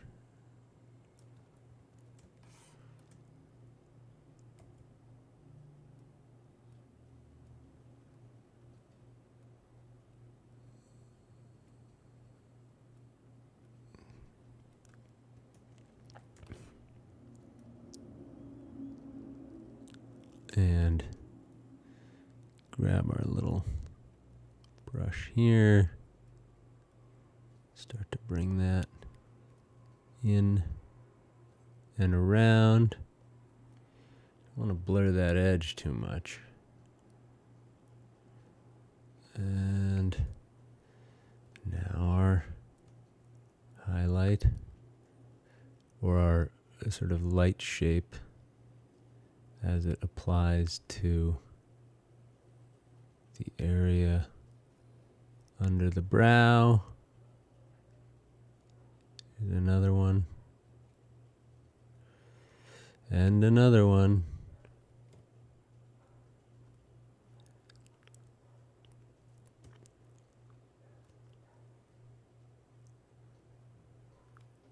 Too scared? Yeah. We don't want to get the brow down like that. We want her to have there's a little bit of the hope in the expression. But that's cool, right?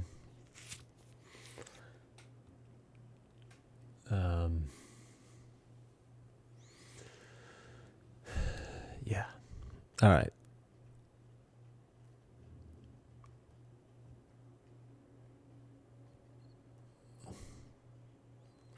Look at the terror on Ripley's face there. Is it too much? She's like more confident in the reference image, but maybe putting some of that emotion in there is going to help us.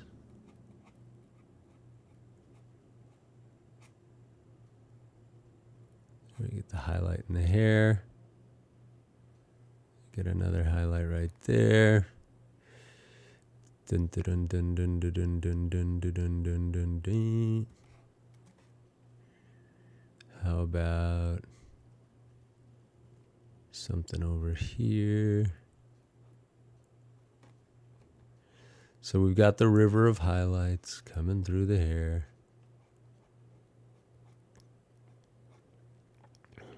Let's not go Anagoni on this one. Sorry, Anagoni fans. I should be so lucky to have hair as well painted as Anagoni, and he was using egg tempera, I believe. I don't know why or how that medium works. I've never used it.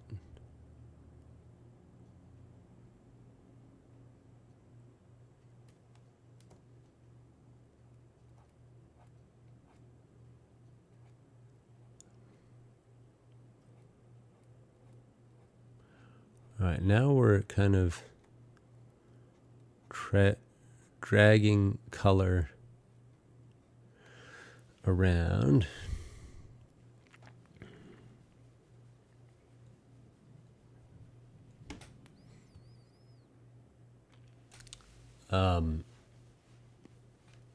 And let's keep going. I mean, what the heck, right?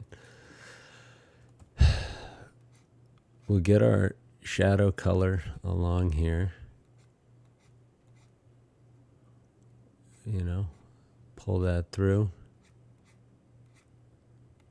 There's the canvas coming through here.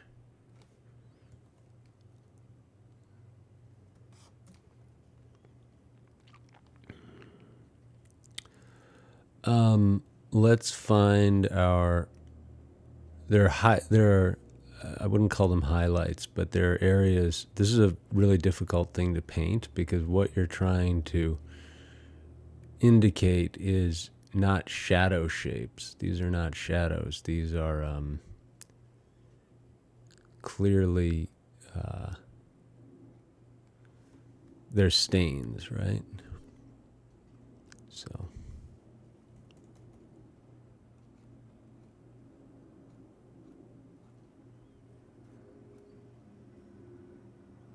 I didn't think this one would be as hard as it was. I think I know now why this one's taking much longer. And it harkens back to a conversation that came up yesterday wherein we were discussing what was the advantage of having that kind of chiaroscuro light. It simplifies everything, you know. It also looks like epic, you know. It's like, this doesn't have that. But if it did, it would be sick, I think. And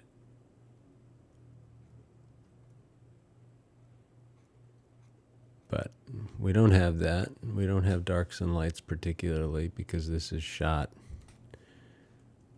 as a promotional photo for the film, and you know, it probably just needed a certain color palette for,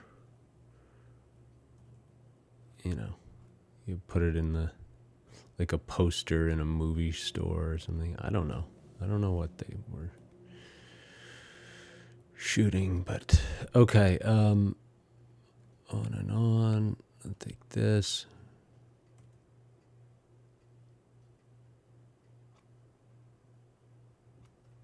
There's a little hatch mark. We gotta get Ripley's doll. And in particular, there's this nice highlight on the doll's face. See this? What was the doll's name? So cute. They had a little bonding moment. Ellen and Newt over the doll.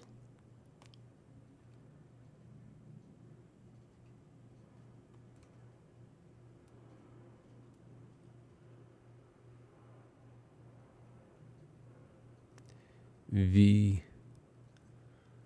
V sweet moment.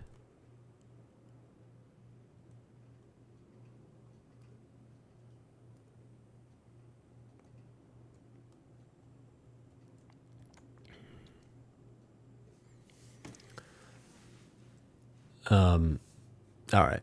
Might as well clock in some of these shadows. Again, I'm going to keep saying this until this is harder than painting like a white shirt, because with a white shirt, at least you have like stain. You at least have shadows popping through. With this one, you just don't have that luxury. So you're really forced to pay attention so that you end up getting that dark shirt look. You get up you want that dirty shirt look. Oh my goodness. Because look here.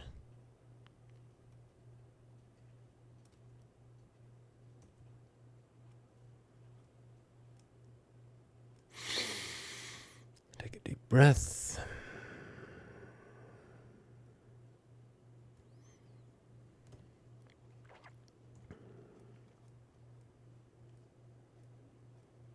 There's pretty important stuff happening, right?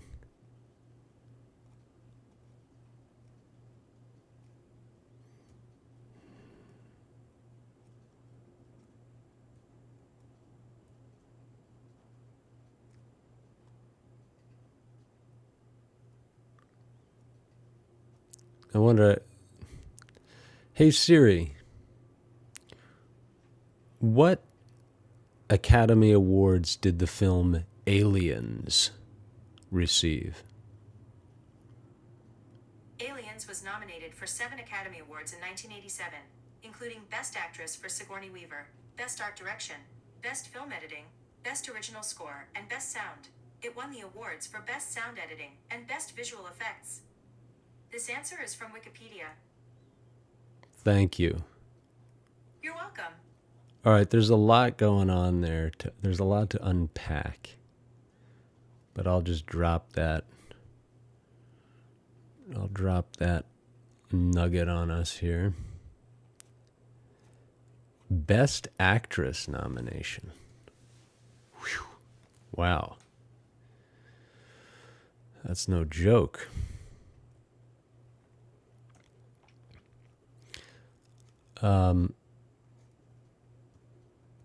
Did not know that. That was a surprise. The idea that it was best, what did they say? Visual effects? I've already forgotten. What else was surprising there?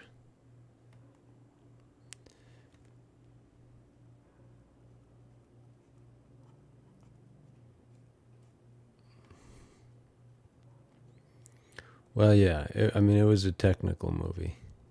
How about Alien? Hey Siri. What Academy Awards did the film Alien receive? Alien was nominated for 2 Academy Awards, winning for Best Visual Effects. Aliens received 7 nominations, including a Best Actress nomination for Sigourney Weaver, and 1 for Best Visual Effects and Best Sound Effects. Great. This is from Wikipedia. Okay, thank you. You're welcome.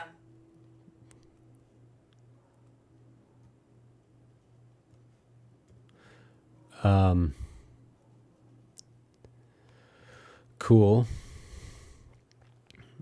Good to know.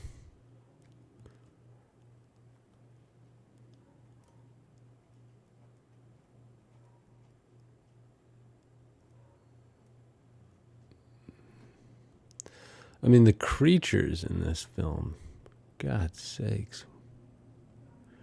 John, we loved the creature design from Alien 1, but could we make the aliens a little more terrifying? I like to imagine the boardroom conversations with the creatives on these films. We love your creatures.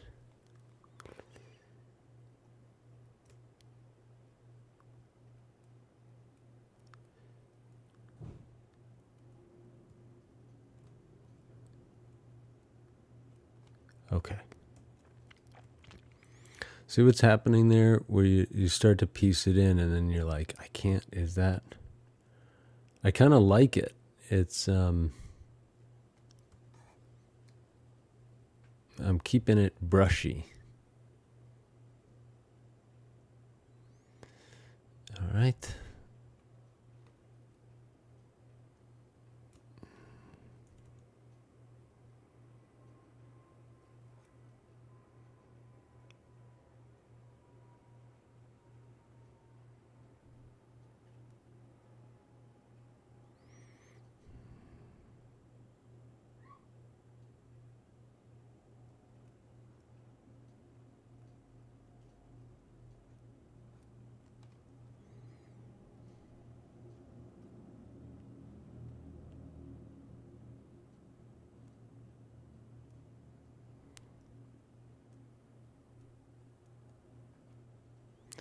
Putting in these knuckles.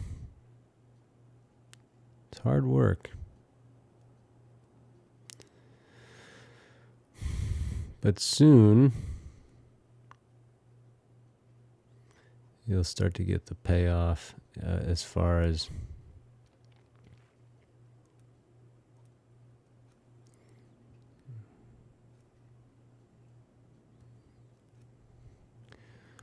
it's dynamic. It's, it's going to be showy. It's going to look cool, I think, once all the colors are in. But I don't know for sure.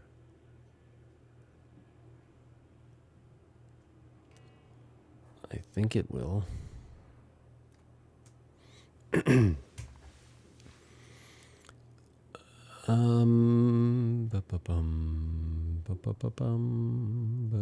Boom.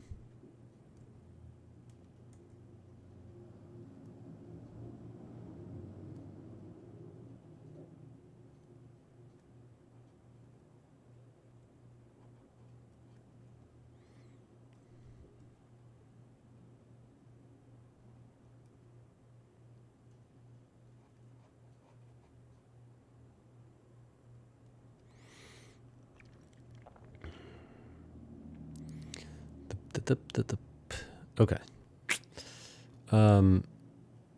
Over here, you've got the pant leg. This is gonna, we can blur this edge to our heart's content because it is blurred. Look at how that looks. As this wraps around the leg, and then as this little hint of the dark continues through. And then you can sort of go both ways. You're looking, you're using your eyes, using all available senses to pull this color across and through. Kind of a bridge there. And then that starts to show you from a distance the texture of that, Those overalls still have the kind of pre-apocalypse sheen, All right, we're going to put this giant blob of yellow for the button. Whoa, did you see that? That's not good. I got to go back in my history. That was, okay, no, it didn't happen.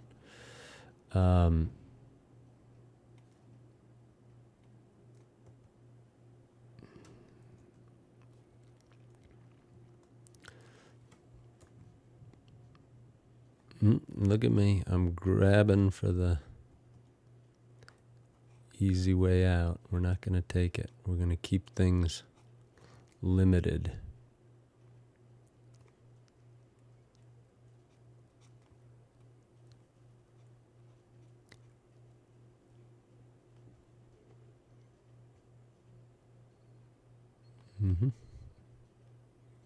Because eventually you say to yourself, oh, dude, I don't want to mix all those colors up. Just leave it. It looks cool.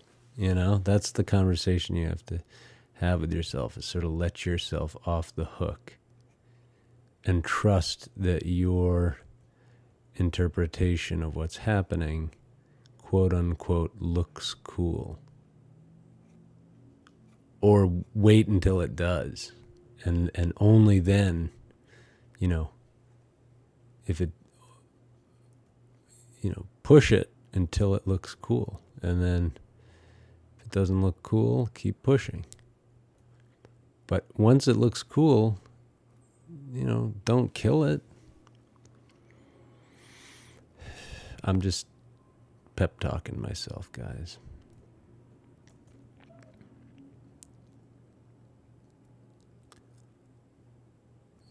it's like I need to actually deprogram myself. Like, you know how they talk about artists who like sort of find their voice and like they start out with a certain, I'm still so like locked into my training that, you know, I just haven't really been able to venture away from that. And I just think that this is what I'm trying to do. This is what I'm doing here. I have this wonderful training, and I don't trust myself, you know, as Obi-Wan would say, like, let go. Like, don't.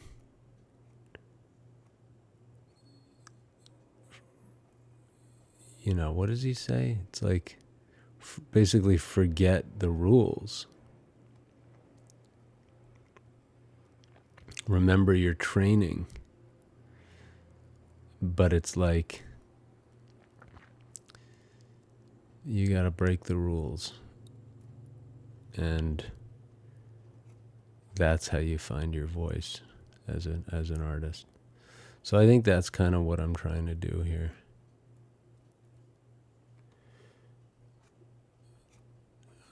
There was an interesting New York Times article about an artist that was, I thought, worth discussing. Maybe we'll do that sometime.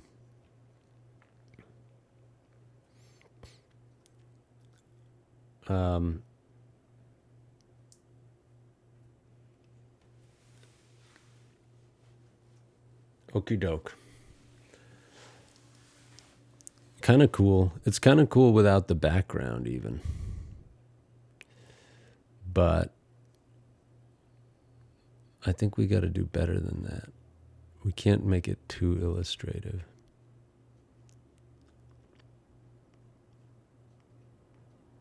Maybe we can. Does it look cool? Yeah. It looks cool. Way we win. All right, let's do. No, here, can't. We've got a time lapse going. I got a little distracted.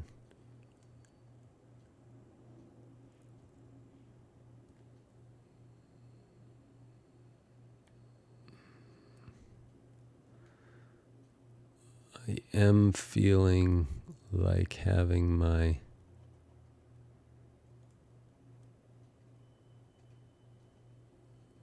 achy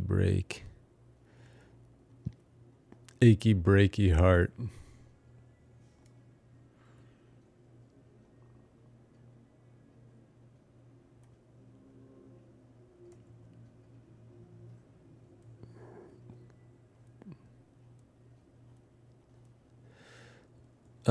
The achy by the way, I mean, not that anybody cares about this song at all, but the achy breaky heart was recorded in like French Canada as the achy breaky dance.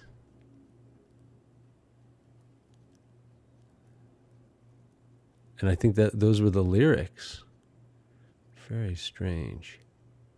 But I mean, who am I to judge?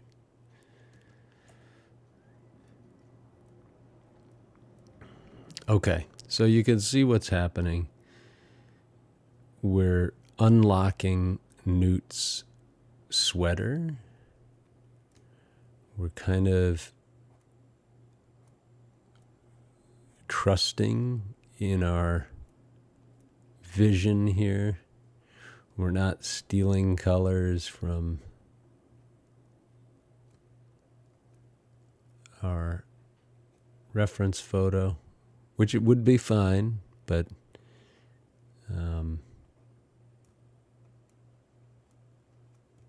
whoops. We're more working with the photos, with the colors that we already have down. Okay. See, there's a little line. There's a blurred edge up here. Where does it blur? How does it blur? These are the questions. These are the pale deaths by which men miscall their lives. All this I cannot bear to witness any longer.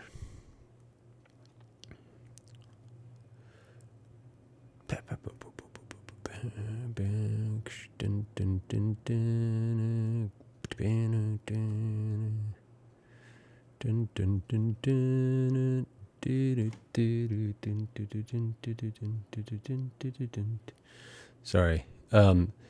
Little callback to my flea infestation story from earlier. The head exterminator came over with like full suit on because I described the situation, and it was like, have you ever seen Aliens? Yeah. Well, this is what it is down here. So he shows up with all his gear, and on his right forearm is an "And Justice for All" tattoo, the Lady Liberty tat from the cover of the Justice album. And I was like, whoa, dude, that's sick. And I happen to be wearing a "And Justice for All" t-shirt that day.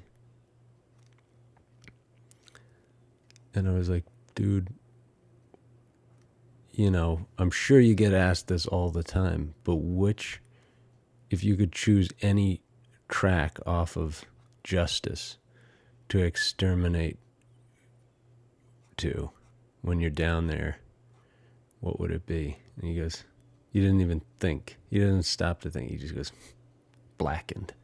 And that, of course, is the title, not the title track, but it's the opening barn burner on the album.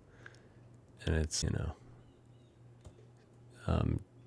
trigger warning, nuclear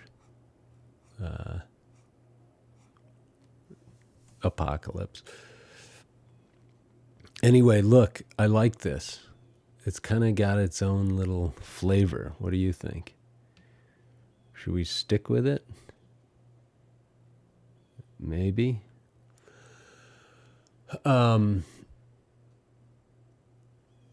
We still got to do the hands and all that.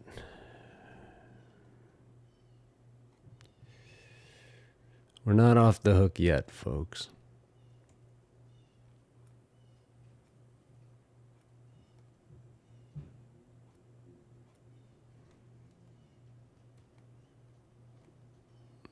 Did I just steal again? You're stealing.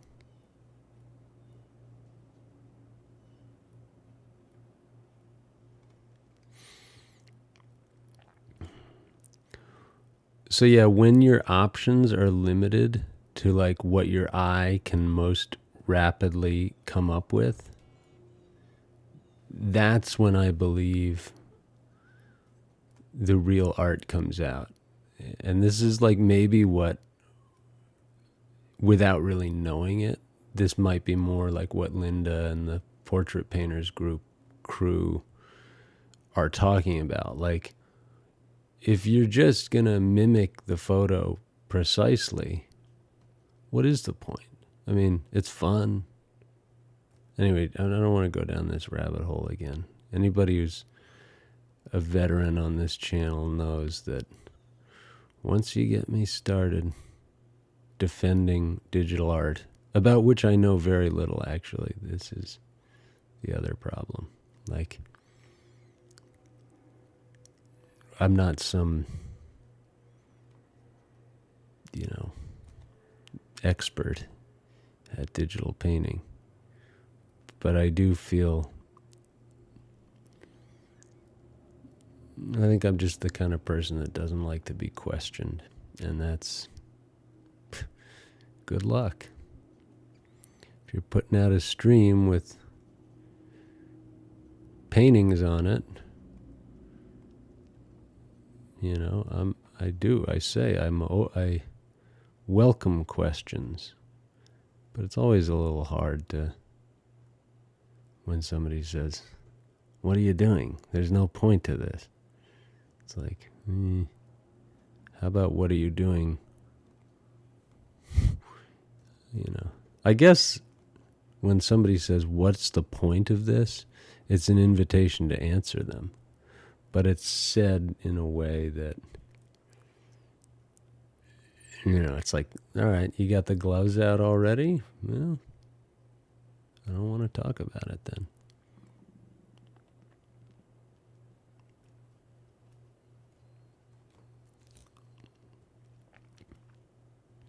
Yikes. Stripes. Fruit stripe gum. That was fun, wasn't it, that summer? Oh. Fruit stripe gum. You just couldn't wait to get... to this day, they had things in that gum that make my mouth water right now, just thinking about it. And it only lasted, each stick lasted at the most. Wait a second, see what I did?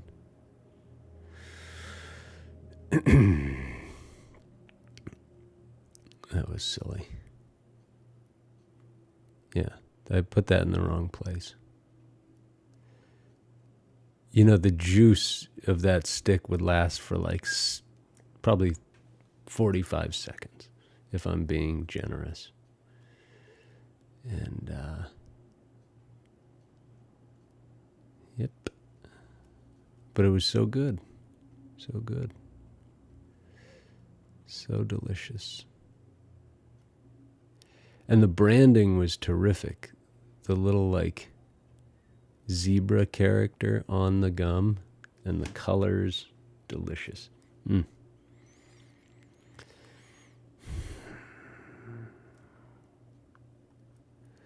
right, we got to get these hands in here. I keep jumping around because this is it's hard. This one's like a real slog. There's so many little details and things are dancing in and out of the light much more abruptly than in previous paintings, and so it's kind of like enter at your own risk.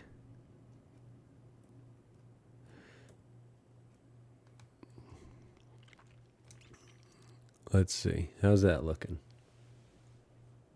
I like it. I think I'm going to leave it brushy like this.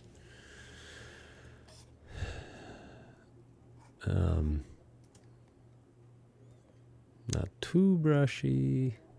I always have my painting teacher, I say this often,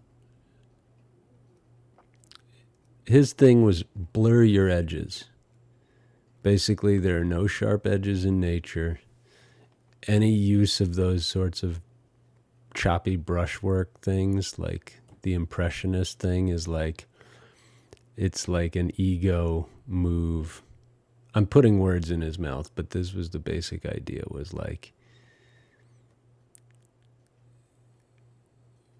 blur your edges.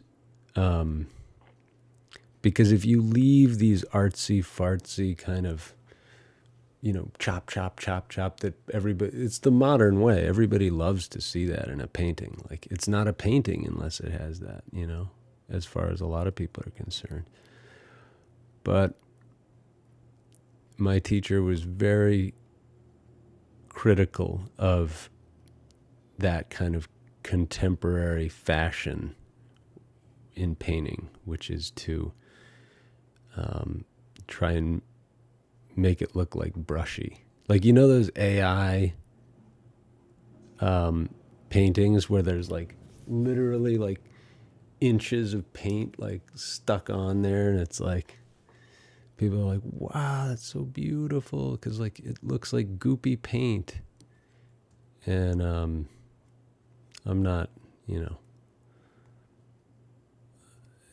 I was trained by somebody who was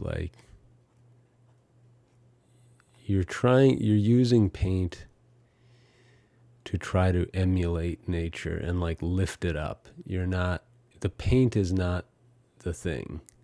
The subject is the thing. And so this is just a long way of saying, like, I struggle to this day from being an 18-year-old painting student. You know, in my early 20s, I was studying painting with a guy who was like, had like a lot of conviction and opinions about what a legitimate painting was. So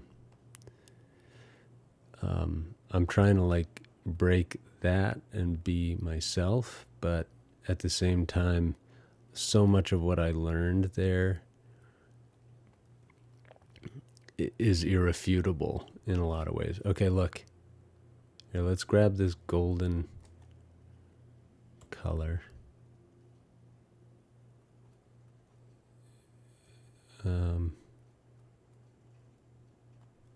So anyway,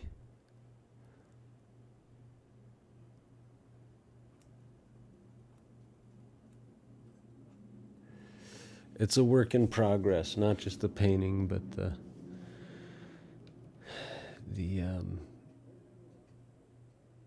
thing itself.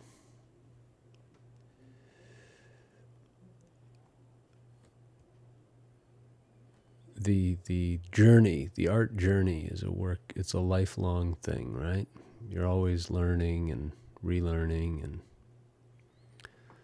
forgetting, trying to forget. But, you know, it's sort of it's like the gift and the curse of having a great teacher is that they inspire you to do things, but they also take you down a road where you don't necessarily know how to come back from it. Like sometimes I say to people, like,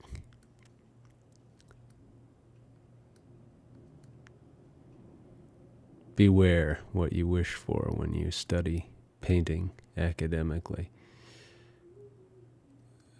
Or know that what you're getting into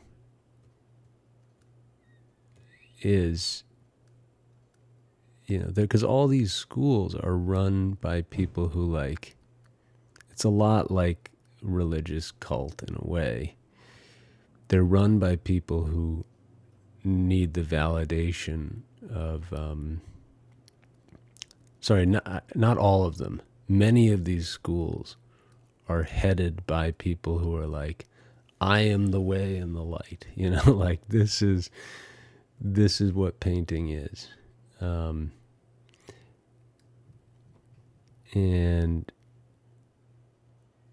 you know, it's a lot like, you can only access this religion if you do it the way I say it, you know. It's the same sort of deal. And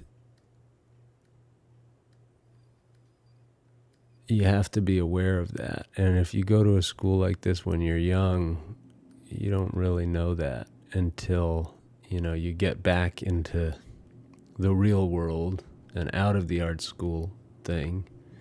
And you're like, oh,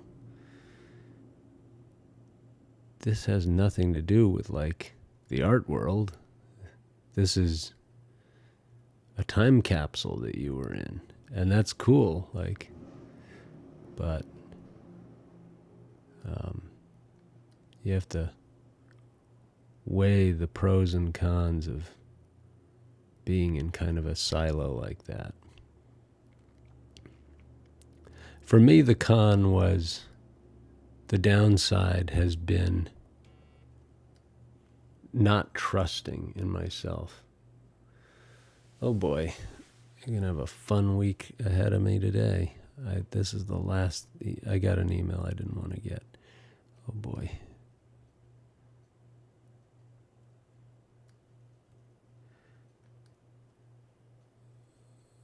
Okay, so.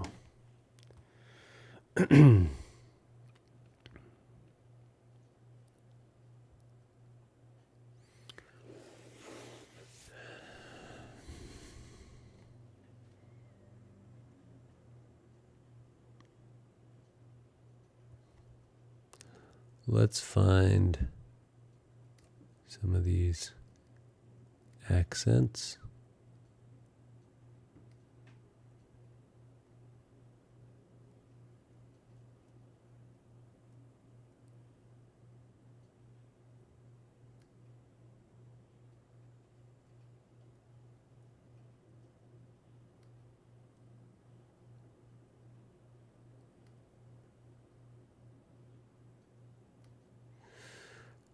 Let's find a little bit of this.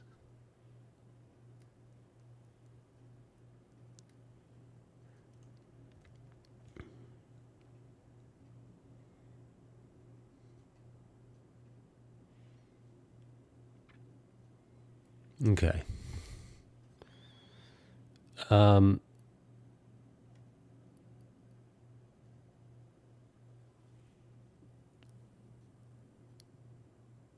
I almost achieved what I set out to do today, which was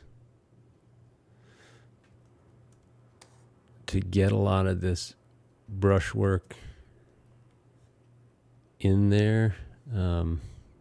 As you noticed, I stole some black from the photo. It's okay. It's the same black as this one.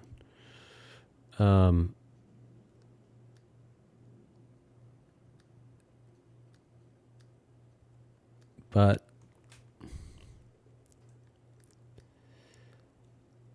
let's get in here. Really hit those darks. Here's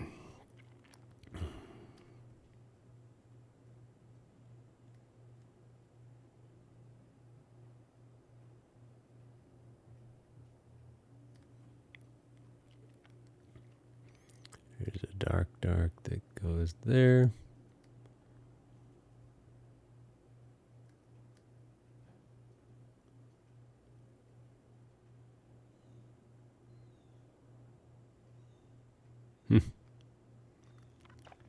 Well, a lot happening there.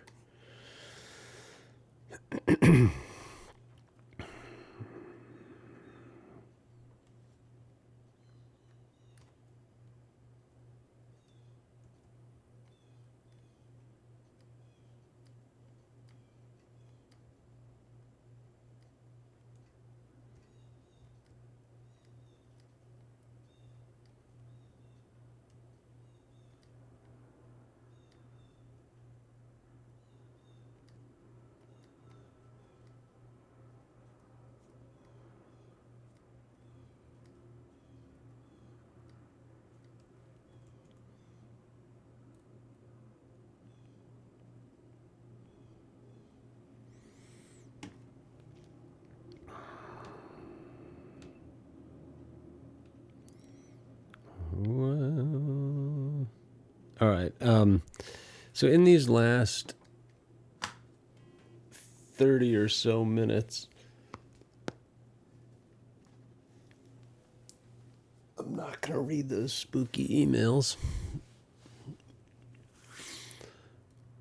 But, unfortunately, this is just like the way it works is in service of the time lapse, I wanted one sequence where it was just zoomed in on Newt and Ripley. And whether that's we might have to do that tomorrow if this wasn't suitable. Actually, no, I don't think we can do that. We'll go back to zoom out world. But the basic premise here is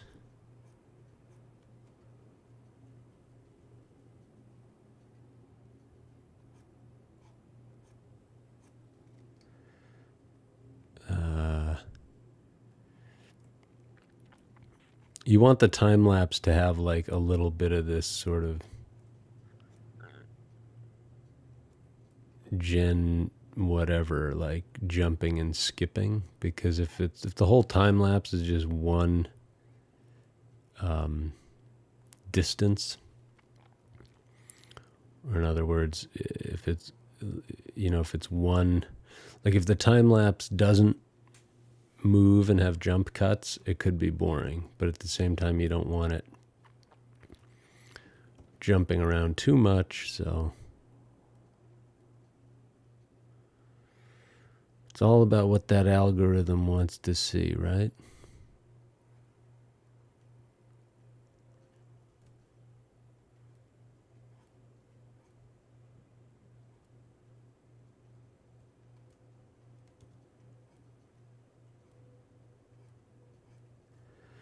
Not that I know what that is, but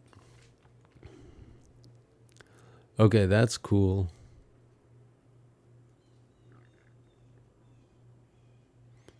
I like the gray arm here, but I think we gotta solve it.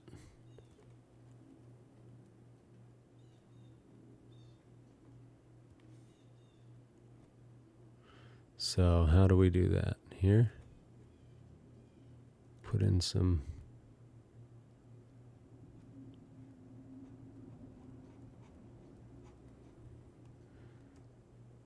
shadows. They're not shadows. They're mud stains. That's what you get when you live on this horror show of a planet. What's the name of this planet? Anybody know? I'm not really like versed in the lore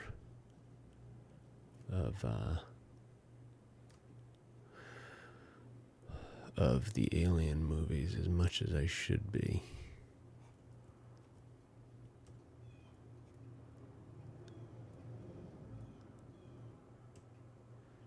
There's a darkest dark. Put it right there. You know what we should do maybe is like get on a kick of doing just creatures. Would that be cool? Like, what if we got some high-res photos of the aliens and did paintings of them? Just a thought.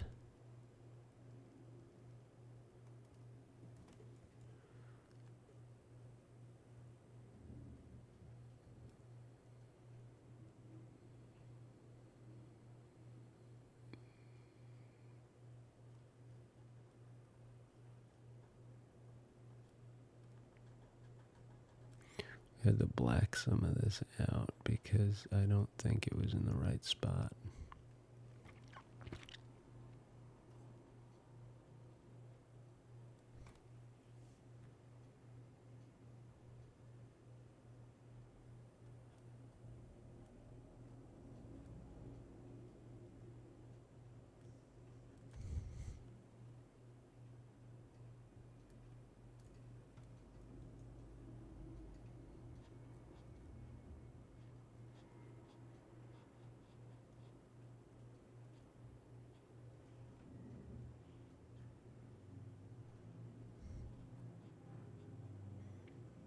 There it is.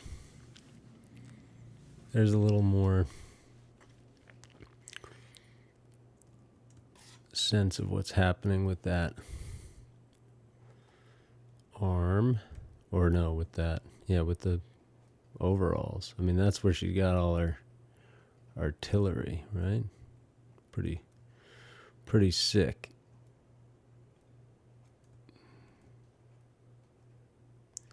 All right, we're blurring edges. We're moving along.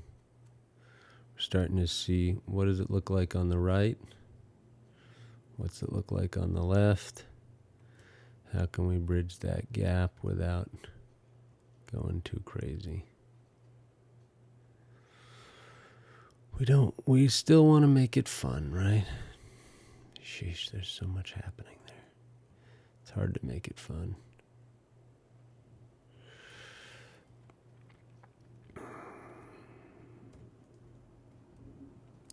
We'll try.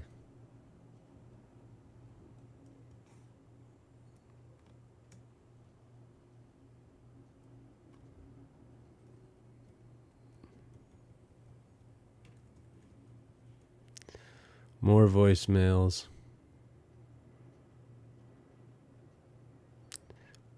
Fewer voicemails, please.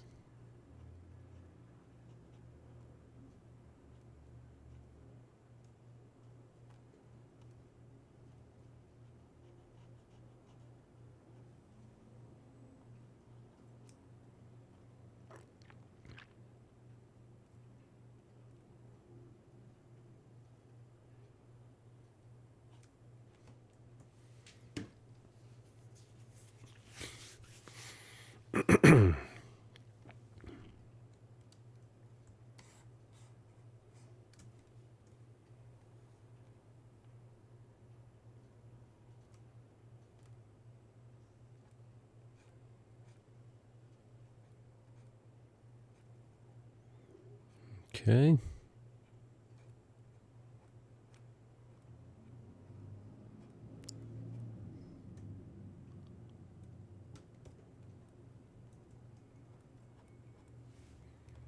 All right, and then over here, we have the wrist, which we don't actually see in our time lapse, but might as well get moving on it. Squinting all the way down, gonna steal some colors again. I know. It's just what I gotta do.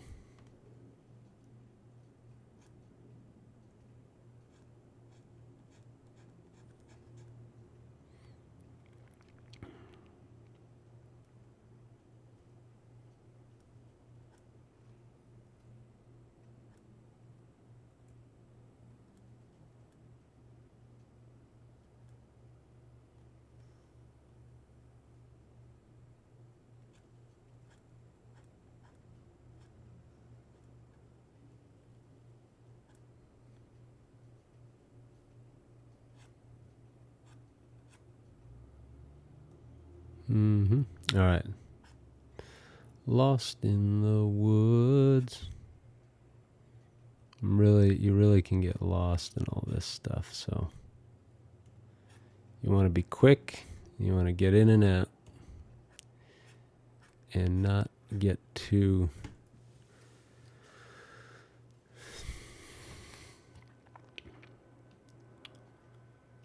nutty. And how do we do that? I don't know.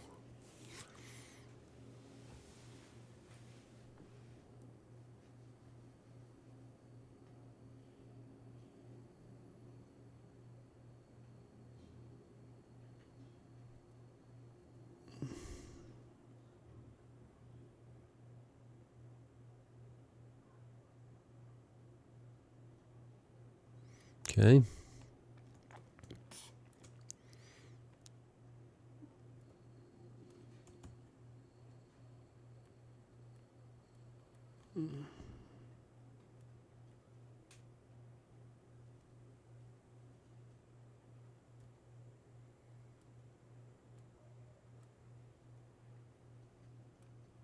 Mm-hmm.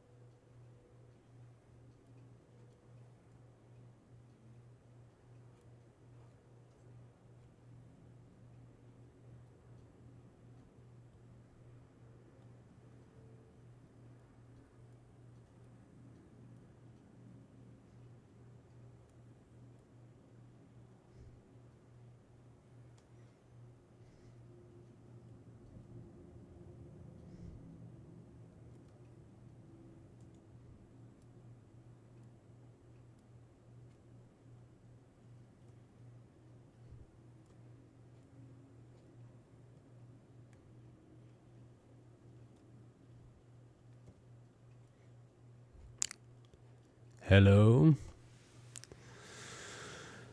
Okay.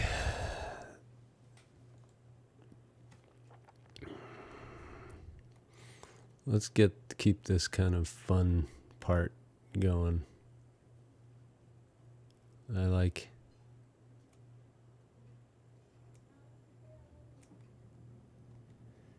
something like that. Okay.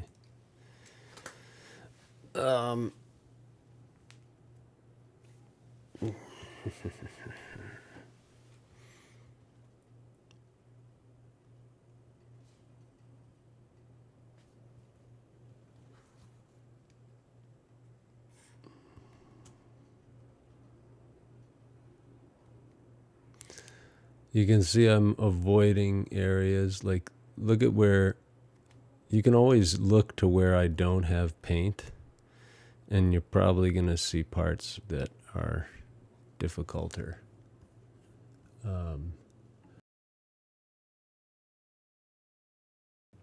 Excuse me. More difficult.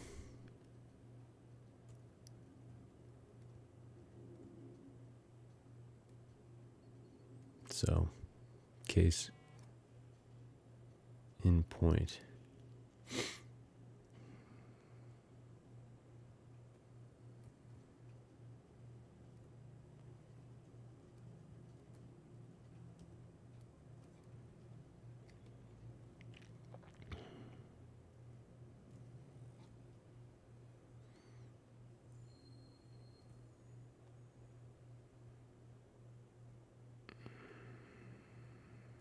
Here, take this one. For example, that's difficult.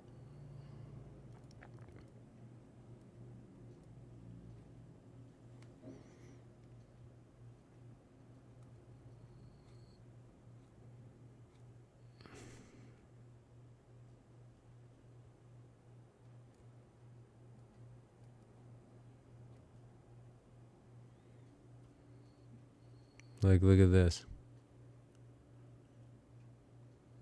These little ribs of t-shirt that are coming down. You know, that's tricky. I want to avoid that stuff, like a queen what are they called? Xenomorph. All right. Not much else to be said, at least until I have like a finished statement. I mean, I think my statement is somewhat finished for now.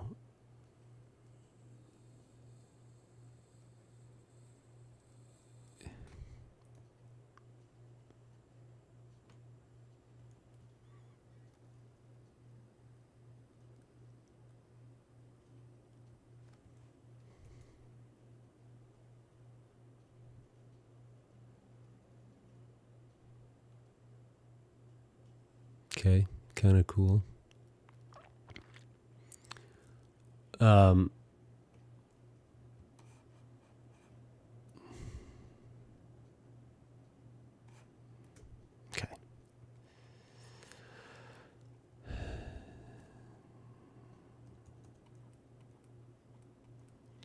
Push yourself.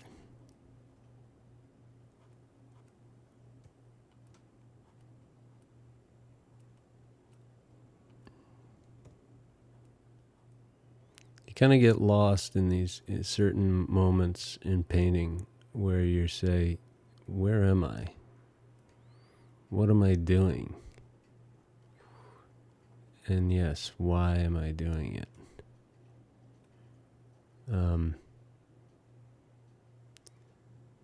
And that's just,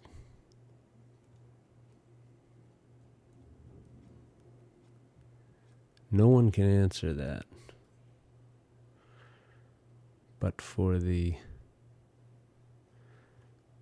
person foolish enough to put them in this situation. So,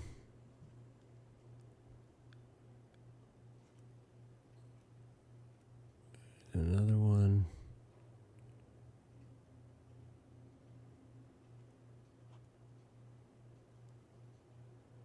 I don't even know what I'm doing here. Get these yellows. Come on, look at that golden. We don't have that golden hair yet. We need it.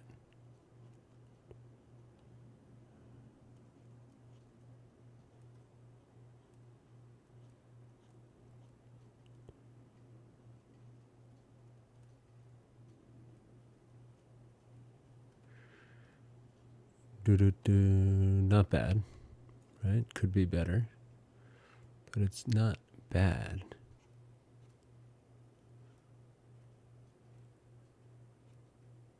Keep your eyes flicking back and forth as quickly as they really can go.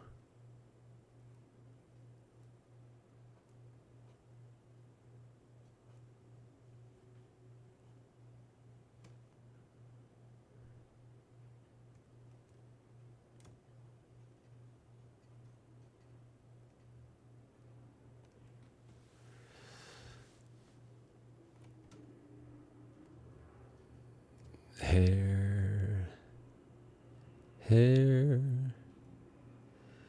It's one of those things you have to paint that you might not want to. But when you do, you can say you did it. 'Cause you did it.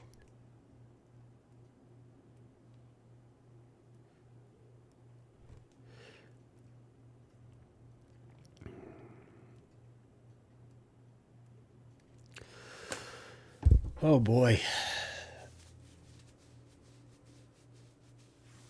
It's still hard. All right, so I think we're getting there with the head, and let's deal with the hair a little bit more if we can. I don't know about you guys, but the hair is just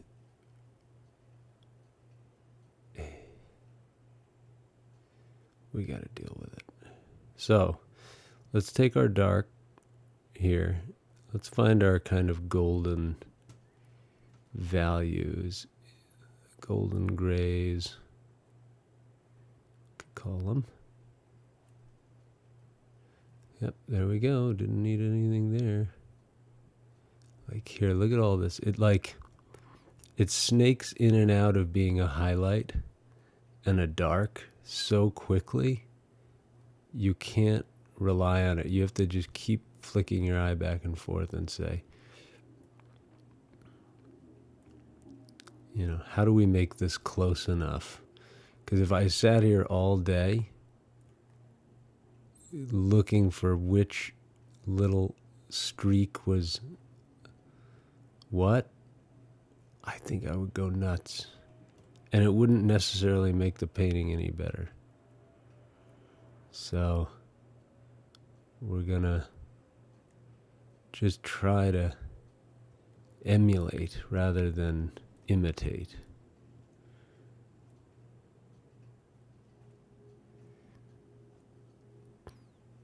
Easier said than done, because it's actually seems easier to imitate because it's right there. The answer is right there. In this case, I have to be creative and make it up, which is never fun when you're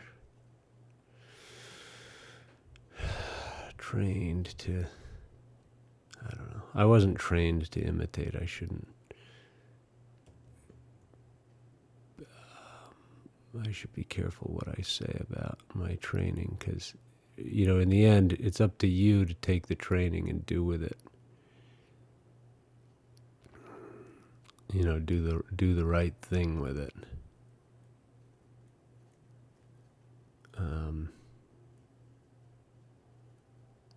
Anyway, we could talk more about that another time. Right now, we're gonna. Gosh, there's so much going on in the hair here. It's driving me nuts. So, there's highlights, though. That's the thing. The savior is always highlights. Where are the highlights? Look for the highlights. Look for them.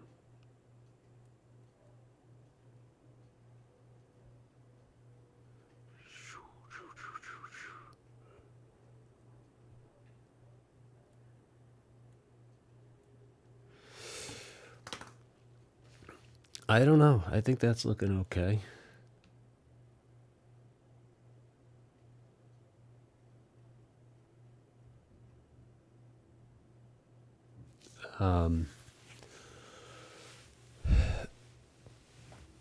the reason I'm only working on the head and Newt and Newt's shirt and stuff, again, if you're just joining, it's because I have a time-lapse display going in the next room that tracks every brushstroke.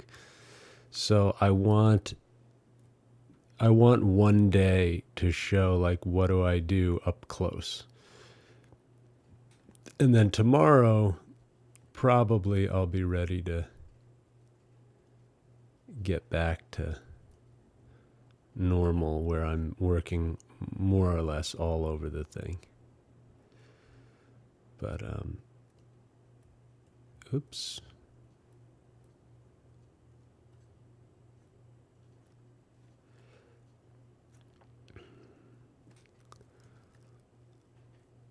That's quite a stain you got there on your shirt. That looks like my son after a day at summer camp.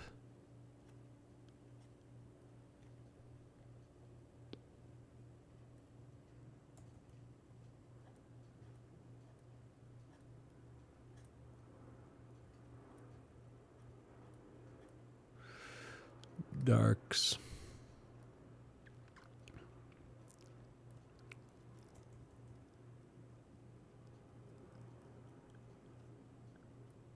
Yeah, again, I don't know what this is. This is dilly-dallying of it's the height of bone idleness. You gotta just do stuff. You can't just fiddle-faddle around. You gotta keep working.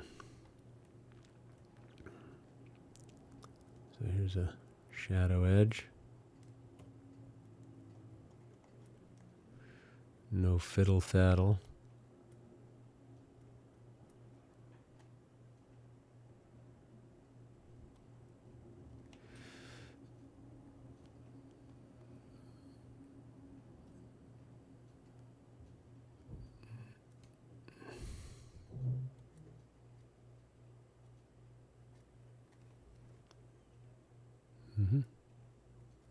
See what we got on the brush and just use it. Use it or lose it.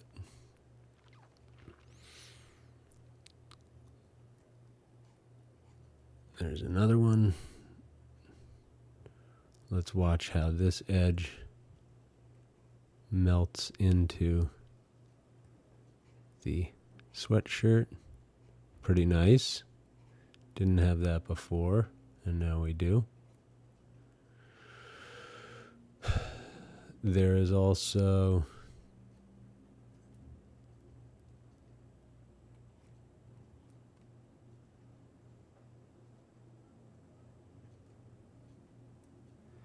these highlights in the corners like this. Did that work? Am I one of my favorite characters? This is another film we need to spend days of portrait and adoration on. Dune, David Lynch, Dune. Talked about it a lot, and I think it needs to be done. Maybe like, there's once upon a time I saw a photo of Lynch and Kyle MacLachlan, on the set of Dune. And that was I wanted to make a t-shirt out of it. Because they're just sort of like chatting. And McLaughlin's wearing the still suit, which makes it all the more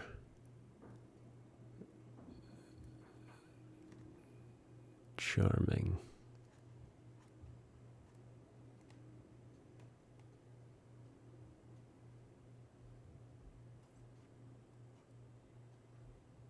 So here, see what I'm doing with these details in the shirt? I'm facing my fears. You know, I was afraid to get in here because it looked like it was too busy, and it is busy. But you have to face it. Because otherwise you've just got this like blank area there.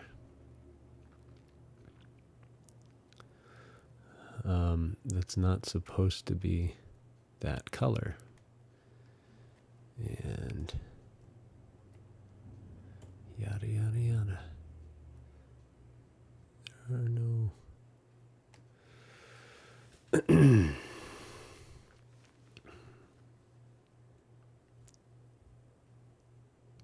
not liking this situation up here on the look. We don't need that to be that one. We can take this. And then, see, down here,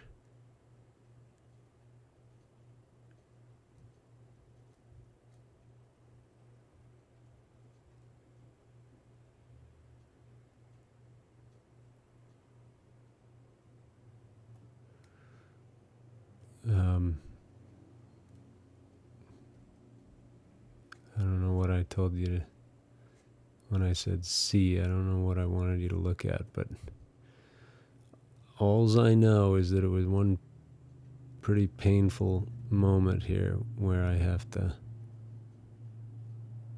use my eyes to kind of suss out what's what and where's the dark and where's the light. That's what it's all about, right? There's another dark.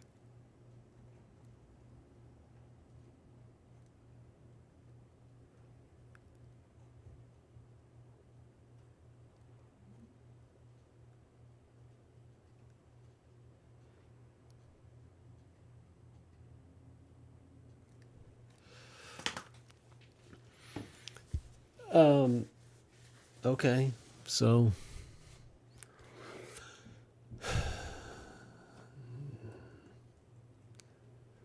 now what? We're up to the 3-hour mark. Sorry for the dizzy stuff, but I don't love what I'm doing here with the here.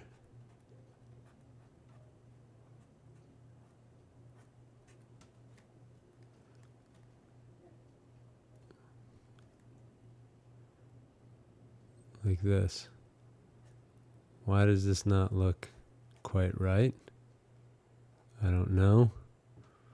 But we can work it out.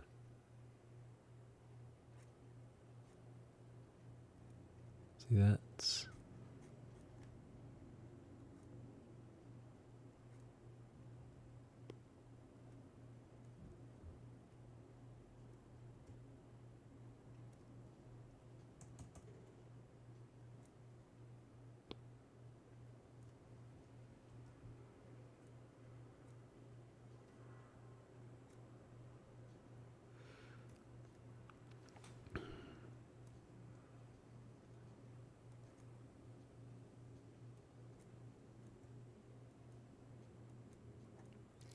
so this texture on this shirt is, you can tell it's going to be a bear to figure out, but you can't really say why. Why should that be any different than anything else? But damned if it's not difficult. Okay.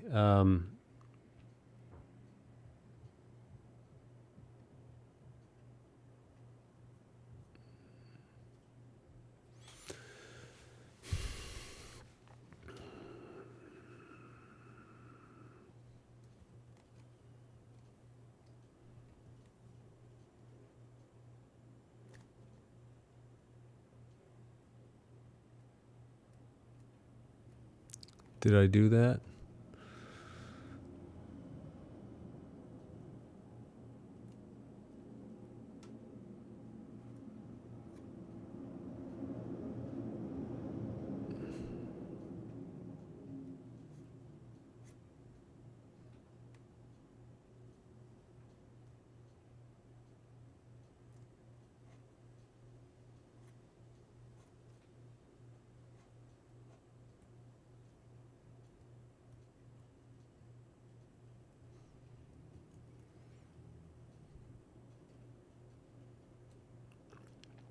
Nice.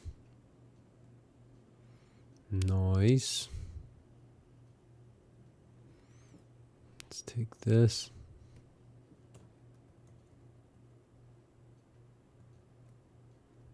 I think the reason I Googled about Academy Awards in this one, because I was sort of hoping there might be an award for costume design in there, but nah. Probably that all gets lumped in. Like, I'm sure the costume people get up there to receive that award for visual effects.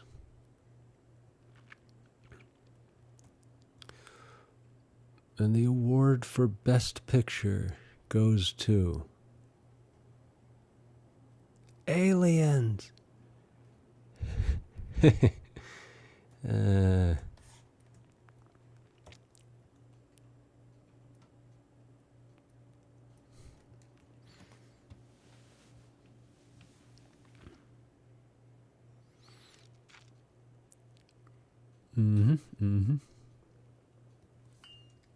Ping, ping, ping.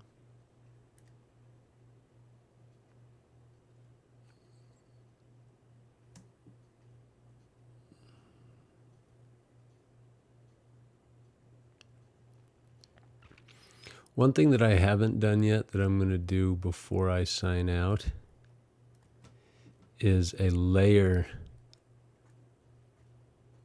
Occasionally I like to do these layer things, and I think it was Ariane Del Art who inspired this kind of shift. So thank you for that. It's there's a lot of inspiration from the chat these days. We had spirited conversation yesterday, and then, well, mostly spirited monologue, but I appreciated the input on a number of topics, and one of them was questions about what I just did. Why do I sample colors? Not questions, but you sample colors from the photo. I get it. And I tried to sort of think through, why do I do that? Because it's a double-edged sword, as Faye Helmet said also yesterday. So anyway, lots of inspiration from the chat. And more. I'm looking forward to it. I'm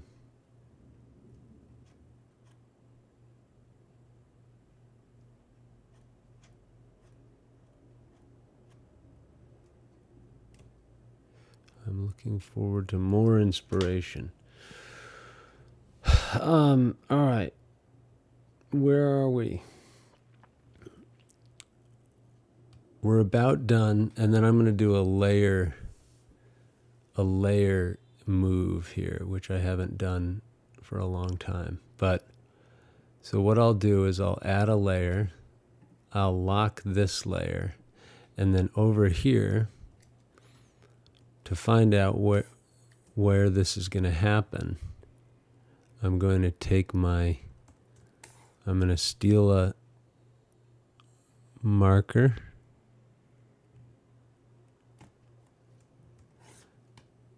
and I'm going to find out where it goes. So here, top right corner. Can we do it?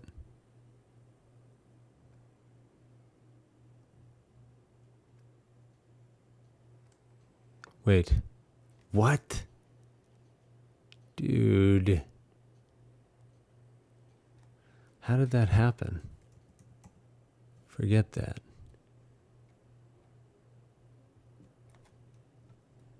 That was crazy. It was in the right place, But it was the wrong color. Dude, freak out. I gotta go. I gotta eat, man. Come on. All right.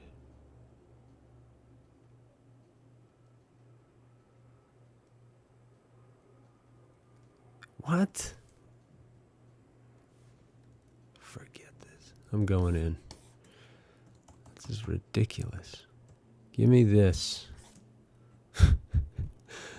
I just want a white color. I mean, my God. Can we hit this highlight?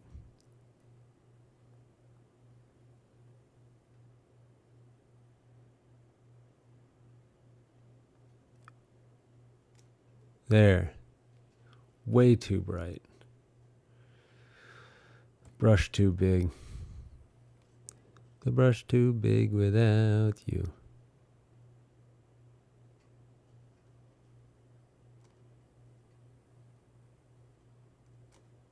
Ugh. Clumsy, clumsy. That's not bad. Then, of course, we've got Sigourney, Buongiorno.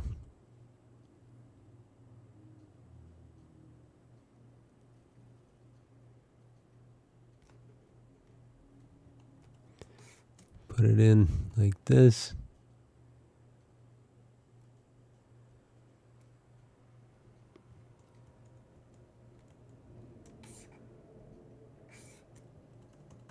No, come on. Buongiorno. What? What?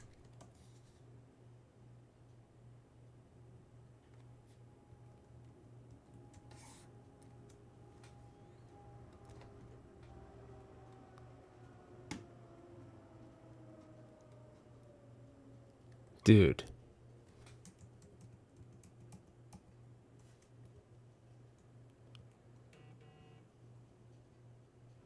Forget this.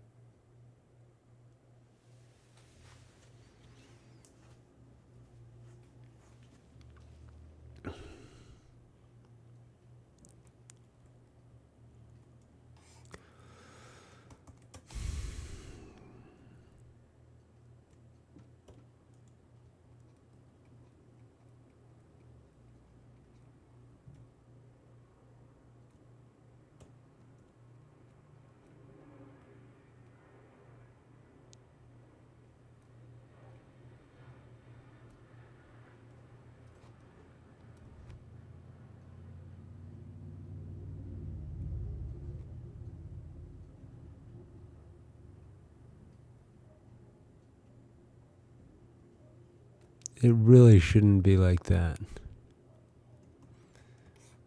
I gotta do another layer for some reason. Lock it, and then clock it, and then we're done for today. What?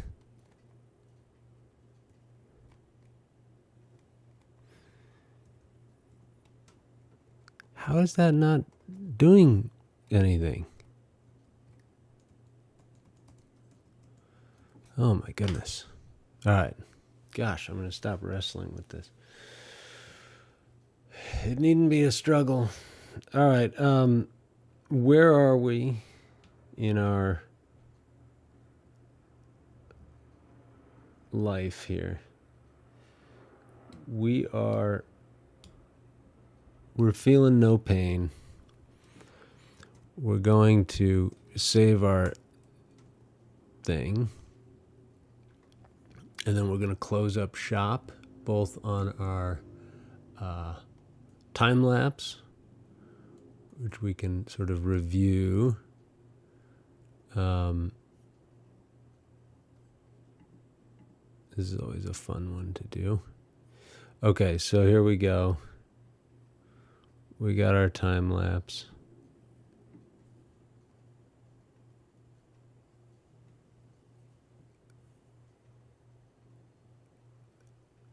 Okay.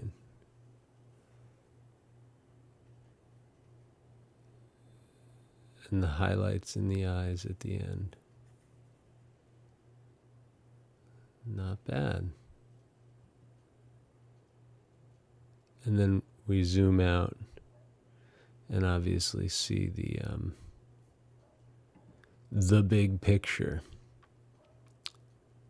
So, thank you once again for hanging out and going through that. Maybe we'll put some time lapses up on Twitch. I don't know. But in the meantime, have a great day. We'll see you tomorrow. Bye-bye.